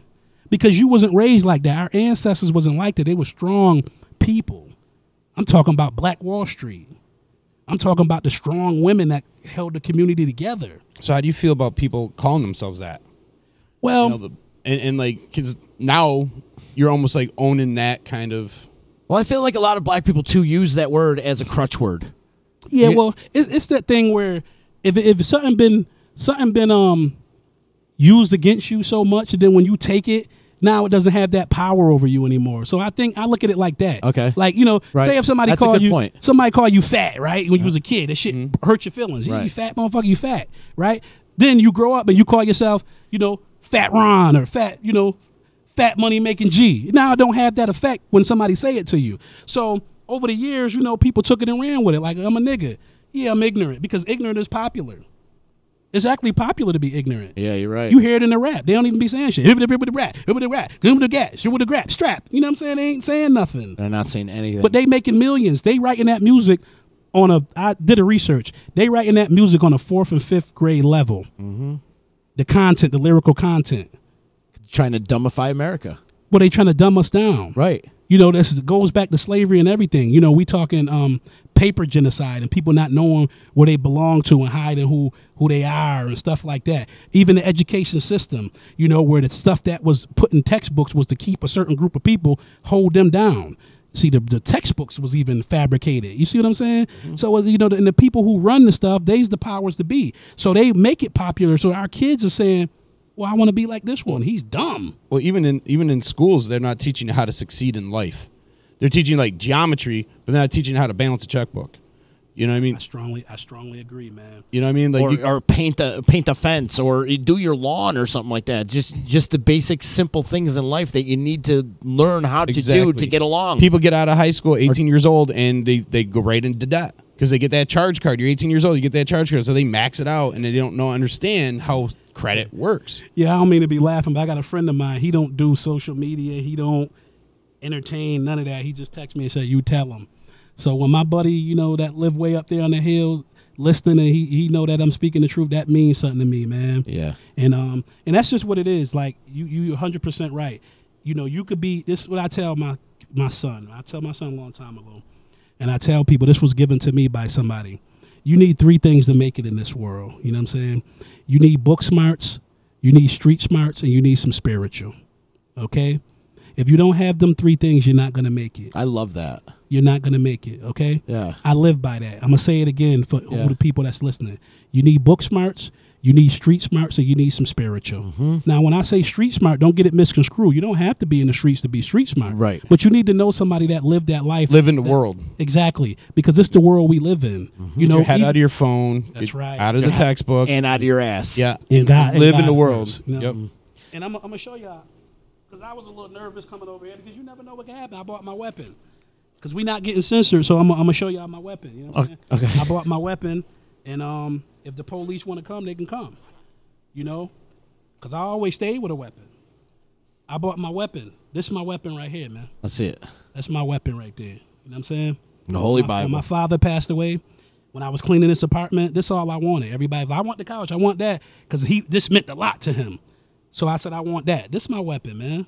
You know what I'm saying? We don't, you know what I'm saying? And then after that, it's these. And there's nothing wrong with teaching people how to swing a hammer. You know what I mean? It seems like now today, everyone kind of like demonizes like, labor workers. You know, like everyone's like, go to college, get a great job, be a lawyer, be a doctor. But there's nothing wrong with being a mechanic. There's nothing wrong with learning how to swing a hammer and build things with your hands and actually have a vocational skill. Not everybody is made to be a doctor or a lawyer or a stockbroker or whatever. You know what I mean? Like, teach a kid a trade. Man, You know? I'm glad you said that. That's real important. My grandfathers, they both came from the South, and they was against drugs. Like, they didn't play that drug stuff, man. You know, one of my grandfathers told me, he said, let me tell you something, man.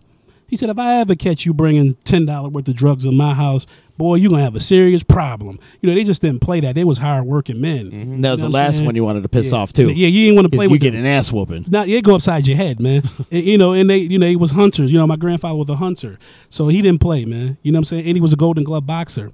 Neither one of my grandfathers didn't play. They well known in the community. So, you know, I learned a lot of stuff from them about family and keeping the family together. And, you know, my daughters, I teach them stuff. You know, they always want to help me. You know what I'm saying? So, you know, we teaching them, you know, reading and you know, how to conduct themselves and trades and all that at a young age, man. You know, how to cook. My daughter's 6 years old. She loved cooking. I let her help me and watch me. Let her season a little bit. Because you got to, like you said, they teach you what their curriculum is. Mm-hmm. But you got kids that graduated college and they dumb. They're dumb as shit, man. I had a kid. Let me tell you. My daughter, Destiny, 15, when she was going to preschool, right? I went to drop her off, and the young lady said, Mr. Woods, can I speak to you? And I'm like, sure. She's real emotional. She pulled me to the side. She said, yesterday, Destiny said she was going to bring in a gun and shoot me. Now, my daughter was only 3-4 years old at the time. And I looked at her, I said, really? She said she was going to shoot you? I said, wow, that's not right. I said, you know, I know you would love to think that she's around guns and violence and know about shooting a person. I said, that's not the case. I said, but what I can tell you is my daughter did see Yosemite Sam run down Bugs Bunny and shoot him with his rifle.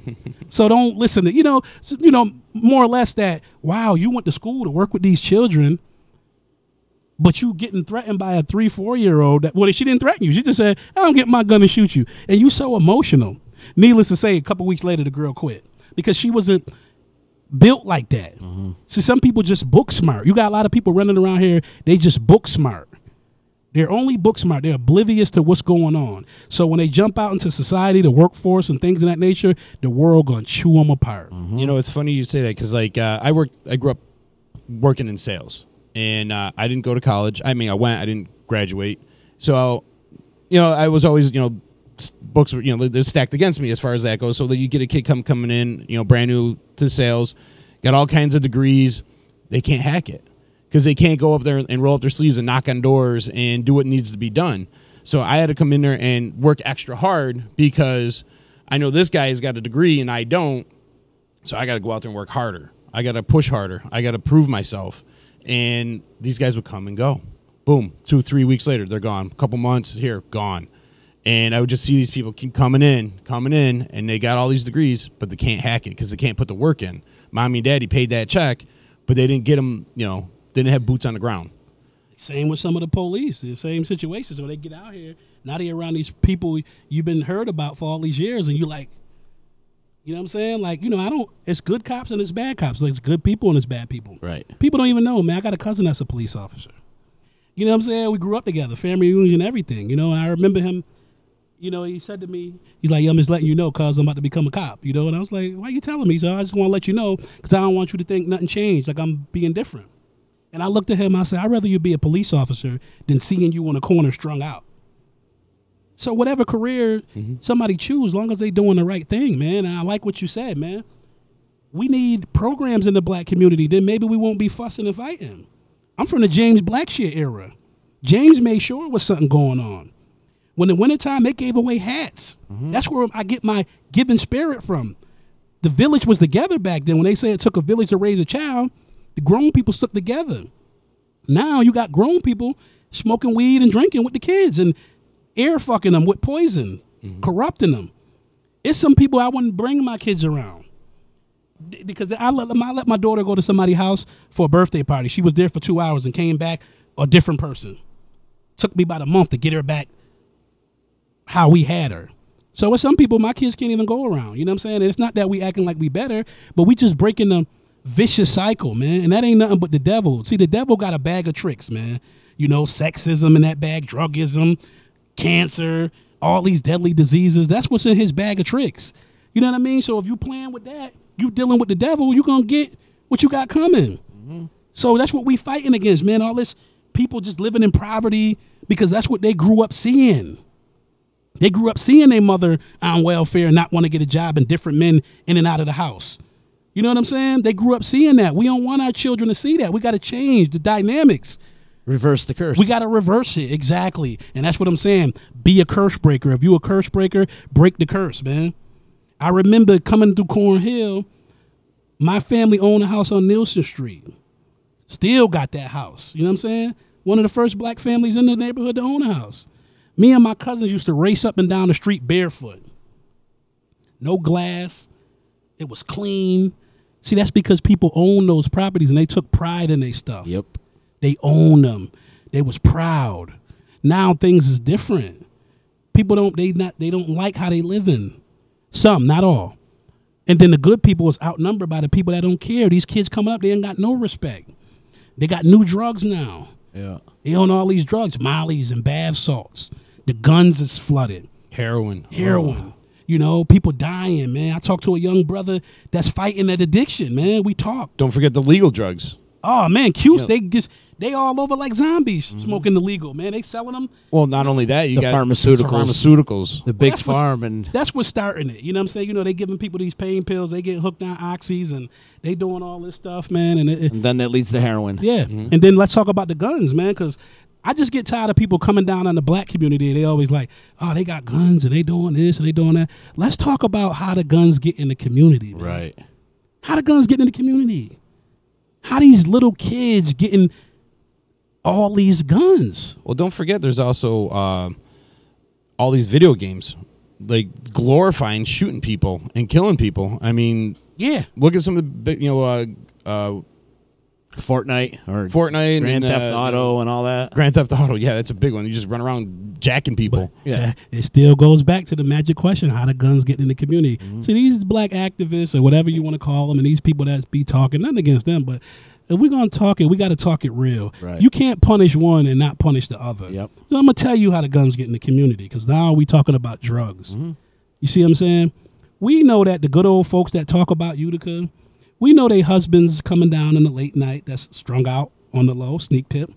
They coming in, getting the prostitutes. They coming in after the wife done took their credit card and they ain't got no more cash for their fix on the late night, and they coming in with them guns, selling them.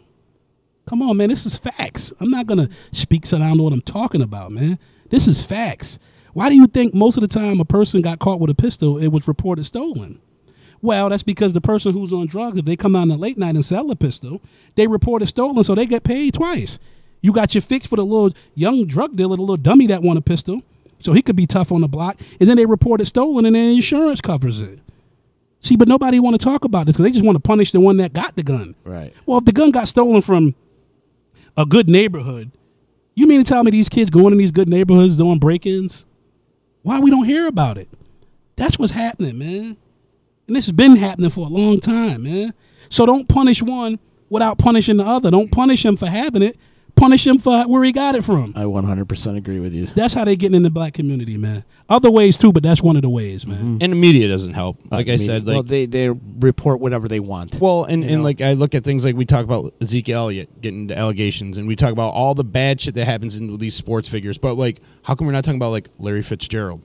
You know, how come we're not talking about like Warwick Dunn, guys who actually It's always get back? football with you, chicken. Well, because it's the that's only what thing I you know about. It's what I know, and it's like, but even in sports in general, we always hear about the negative shit, but we don't ever glorify the guys that are actually out there doing good shit. Yeah. Because nobody wants to hear that. It doesn't sell. Listen, man. Because there are not too many in the NFL doing good shit. No, there's a lot of people doing a lot of really good shit, and they actually have the Walter Payton Man of the Year award given by every team for people giving back to the community. But those guys don't get the credit. You know, we got J.J. Watt just gave $30 million, helped donate $30 million. You got Watson donated his first check to people. You know what I'm saying? Like, you got people doing great shit. Shit, what about even LeBron James? Look at all the shit he do. Oh, don't mention LeBron James around him. Oh, don't mention LeBron James. He hates LeBron James. I hate LeBron James as a player. Seriously? Yeah, they're my forward motion son. You know, I'm in the market for new glasses. Beautiful, Rick. Thank you. Oh, man. Because now I got them. These fit fat heads. Now you got to stretch them out a little bit. So just 'Cause I take got 'em a big home. I got a big old head. Yeah, take them home, stretch them out a little bit. You know. Yeah, exactly. Thank you. I'm in the market for new glasses. That's good. Thank you, Rick. So yeah, man.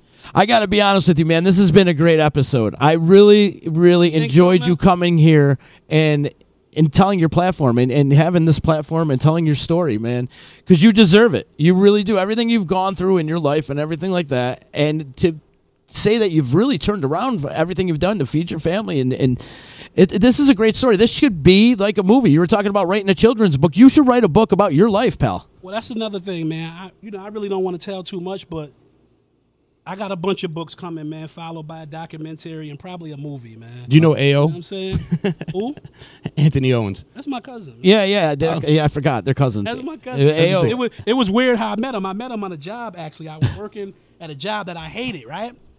And I'm like, man, who the fuck is this dude that's always smiling? Like, you know, so happy. High energy, and just bouncing around. You know what I'm saying? It's nice to meet you, man. Like, yo, you going to lunch? I'm like, I ain't bringing lunch. I could buy you lunch. I'm like, man, who is you, man? And then one day I asked him, I was like, yo, who are you, man? He was like, you know Junior Woods? And I was like, yeah, that's my uncle. Why? He said, that's my dad.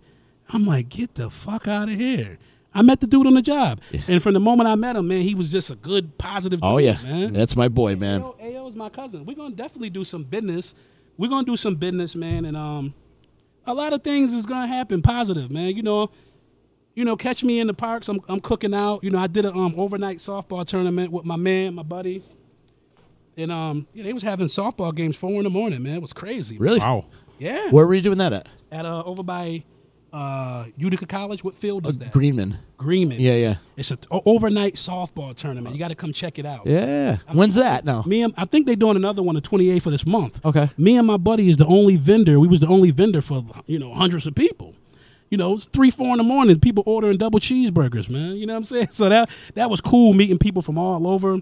You know, they showing love. We flinging the food because I'm a good cook. So I'm actually looking for a food truck because I like to do my vending thing. Mm-hmm. So, you know, we doing a lot of things, man. And I'm blessed with a beautiful, smart woman.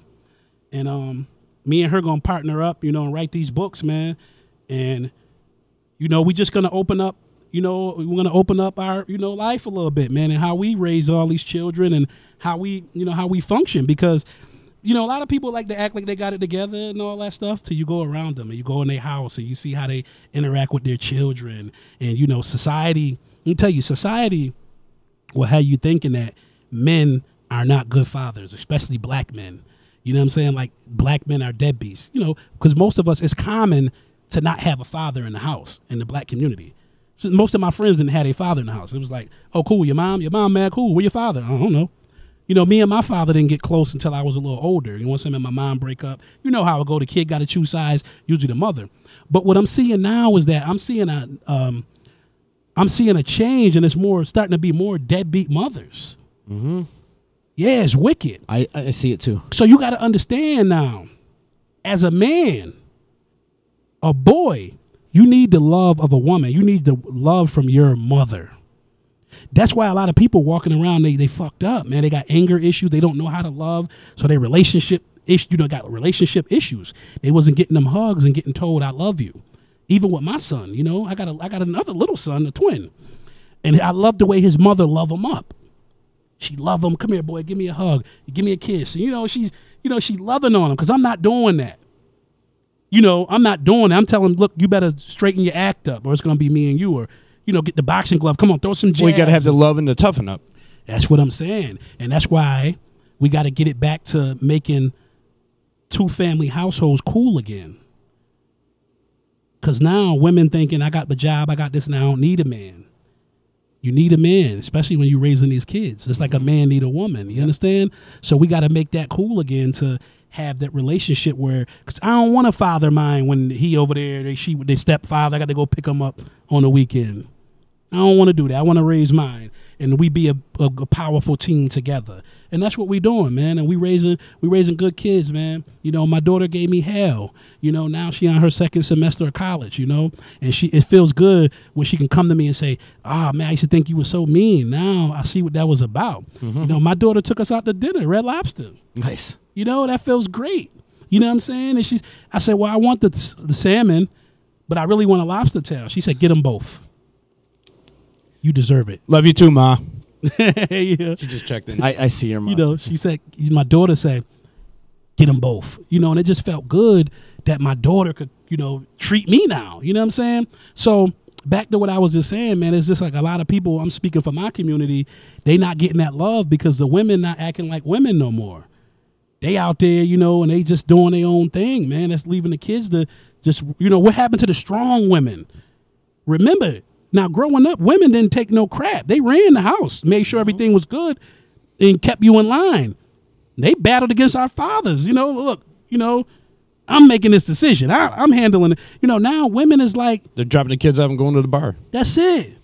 The kids are getting raised by, now the grandmas is gone now. We don't even have a lot of big mamas. Grandma in the bar, too, dropping it like it's hot. Mm-hmm. So we got to get it back. We got to get it back to that community love, and that it takes a village to raise a child. And just love on one another, man. But yeah, I agree, man. That's pretty much it, man. I got to get going. Yeah, Rick, and, thanks so much for coming in today. Oh man, thanks for having me. I hope I didn't talk too much. No. You're great, man.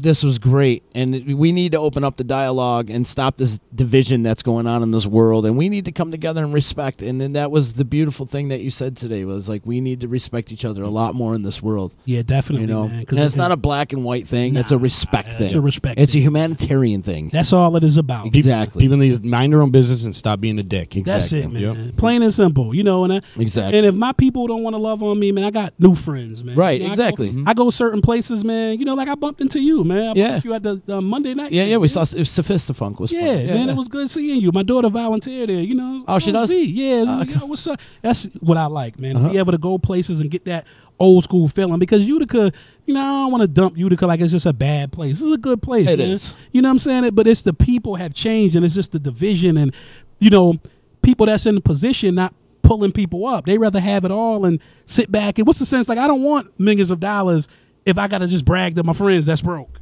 Mm-hmm.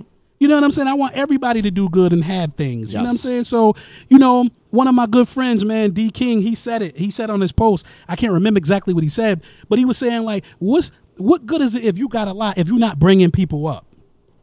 If you're not helping other people, what good are you? You're just sitting around bragging your boat, your car, your bank account, your business, but your friends sitting out here starving, they barely can feed their kids. What good are you, man? You selfish. And they're ready to put a knife in your back at any given moment. Exactly, and you're going to get punished for that. So before I leave, I just want to shout out my people, man. Like I said, the best, anybody looking for basketball for their kids training, D King got the best program, going around. These kids are really learning skills, you know what I'm saying? Also, my man JP3, Performance. He got the personal training thing going. He's a beast. He got He's a over team. at Fierce Foundation, right? Fierce Foundation with Big Man. What's Big Man? Eric. That's our man. Eric. Yeah, he with Eric and the lady that do the Zumba. Yep. Like, I'm gonna join up with them because I got to drop a few pounds. So I just want to give them, they props because they doing their thing, and I like to see people in the community doing things. They're doing great things. They doing at great Fierce. things, Yep. and in order for us to be successful, we gotta support each other. Mm-hmm. You understand? Like, my website will be up soon. If y'all want to see me prosper, buy a shirt. Buy a hat. Support me, because when we get it, we could bring people up, man. And we being real big on community and eating good and diet and exercise. So I just want to shout those two people out because they got a program that's working. People getting results. You know what I'm saying? It's working. How could people get some of your merchandise? Well, like I said, right now, I'm in the process of building my website. Okay. Once the trial and everything, I just fell off, man. I just ain't want to do nothing. So I'm gonna come back again if y'all will have me back on the show to please talk come about back. my new, because I got new stuff now. Okay. So to talk about where you could purchase it at and things in that nature. Today was just to come Vent a little bit and all that. So with that being said, man, I'm out of here. Yes. Before for we do having get me. out of here, though, I want to make a quick announcement. We got to give some love and respect out to the sponsors. If you need legal help quick, you better call Nick. Call attorney Nick Pasalacqua and a team of associates at 315-500-NICK or hit him up online at cnytriallaw.com. And then also we got our big party happening this Friday at Wakely's, the Electric Company reunion party. I'm pretty psyched to have this party, get to see all the old gang get back together again. Peter and Prince and Moon Boot Lover providing the live entertainment. It's only a $5 cover at the door. DJ East One's going to be there on the ones and twos. We're going to do live broadcasts from the D. There's going to be games, prizes, and we have some big announcements that we're going to be making at Wakely's. So come on down. That's going to start up right around 7 o'clock. We're going to do the live broadcast right around 7. DJ East One takes it at 8, and then 9 o'clock, Peter Prince and Moon Boot Lover. We got a big show tomorrow. We got a major show tomorrow. We're talking to Adam Lazara from Taking Back Sunday, as well as Christopher Wolf, who was in Sharknado, and he was also on Parks and Rec. We're talking to him. And then also our boy Paul Ciola coming in to talk about the EC reunion party. I want to remind everybody you can listen to this podcast and previous podcasts at our home base at disruptionnetwork.net. Follow us on Instagram and Twitter, like us on Facebook, subscribe to our YouTube channel, and all that other stuff. And please spread the word on the D. And if everybody could just do us a favor, too, click share. Share this today, because I feel this is super important to get this out and get this man's story out there. It's super important. So click the share button, and it would help us out here at the D as well. So, Rick, thanks so much for coming. You want to add anything else before we close out? Nah, not really. Just thanks for having me. I really appreciate it. Again, man, I hope I ain't, talked too much, man.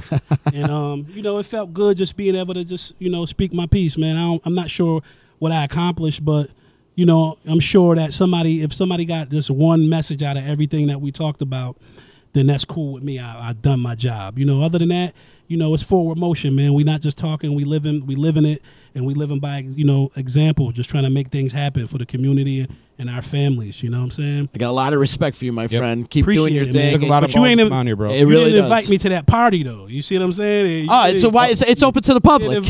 You didn't invite me to that party. And I haven't been out in a long time, man. Friday night, come on out, Wakely's. Okay. Come on out Friday nights. It's open to the public, so everybody's invited. It's come one, come all. I and try to slide out, man. come as you are. I really appreciate y'all, man, for having me, man. Again, Please come back. Shout out to Dev, man, and everybody in the community doing their thing, doing positive things, man. Indeed. Thanks for having me. Indeed.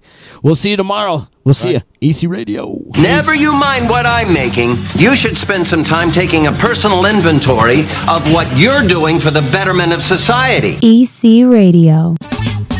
Get excited. It's the Electric Company reunion party Friday, July 20th at Wakely's, 700 Varick Street. That's right, 700 Varick Street, the old EC. We're getting the gang back together, and we're partying old EC style. Peter Prince and Moon Boot Lover will be providing the live entertainment. It's only a $5 cover at the door. Live broadcast from the D, raffles, games, prizes, and a few special announcements we're going to be making on this night. Get excited, because there ain't no party like an EC party, because the EC party don't stop. Friday, July 20th at Wakely's. See you there. The Property Sisters of the Mohawk Valley was born when 3 top producing agents with over 25 years of combined experience selling real estate joined forces to take real estate to the next level. We practice with honesty, integrity, and the knowledge to help make the buying and selling process easy and stress-free for all of our clients. We pledge to always make our clients our top priority from start to finish and even after the house is closed. We will always be a valued resource for information and assistance for our buyers and sellers. Our customers over the years have become not only past clients, but great friends. As we join hands together as the Property Sisters of the Mohawk Valley, we look forward to serving our clients and our community and making a positive difference. You can reach us at 315-601-9630 for all of your real estate needs. Hi, this is attorney Nick Pasalacqua. The team of attorneys I have assembled at Pasalacqua & Associates has been carefully hand-picked to include the best trial attorneys in the particular areas of the law that we practice. Have you been charged with DWI or any other crime? Members of our team include former assistant district attorneys, now fighting to protect your rights 24 hours a day, 7 days a week. Have you or someone you love been seriously injured in a motor vehicle accident? Members of the team at Pasalacqua & Associates include former insurance defense attorneys, now fighting to ensure that you get every penny you're entitled to. If you need legal help quick, don't waste your time or money calling anyone else. Remember, for legal help quick, you better call Nick and the team at Pasalacqua & Associates. 315-500-NICK or 315-500-6425 or visit cnytriallaw.com today.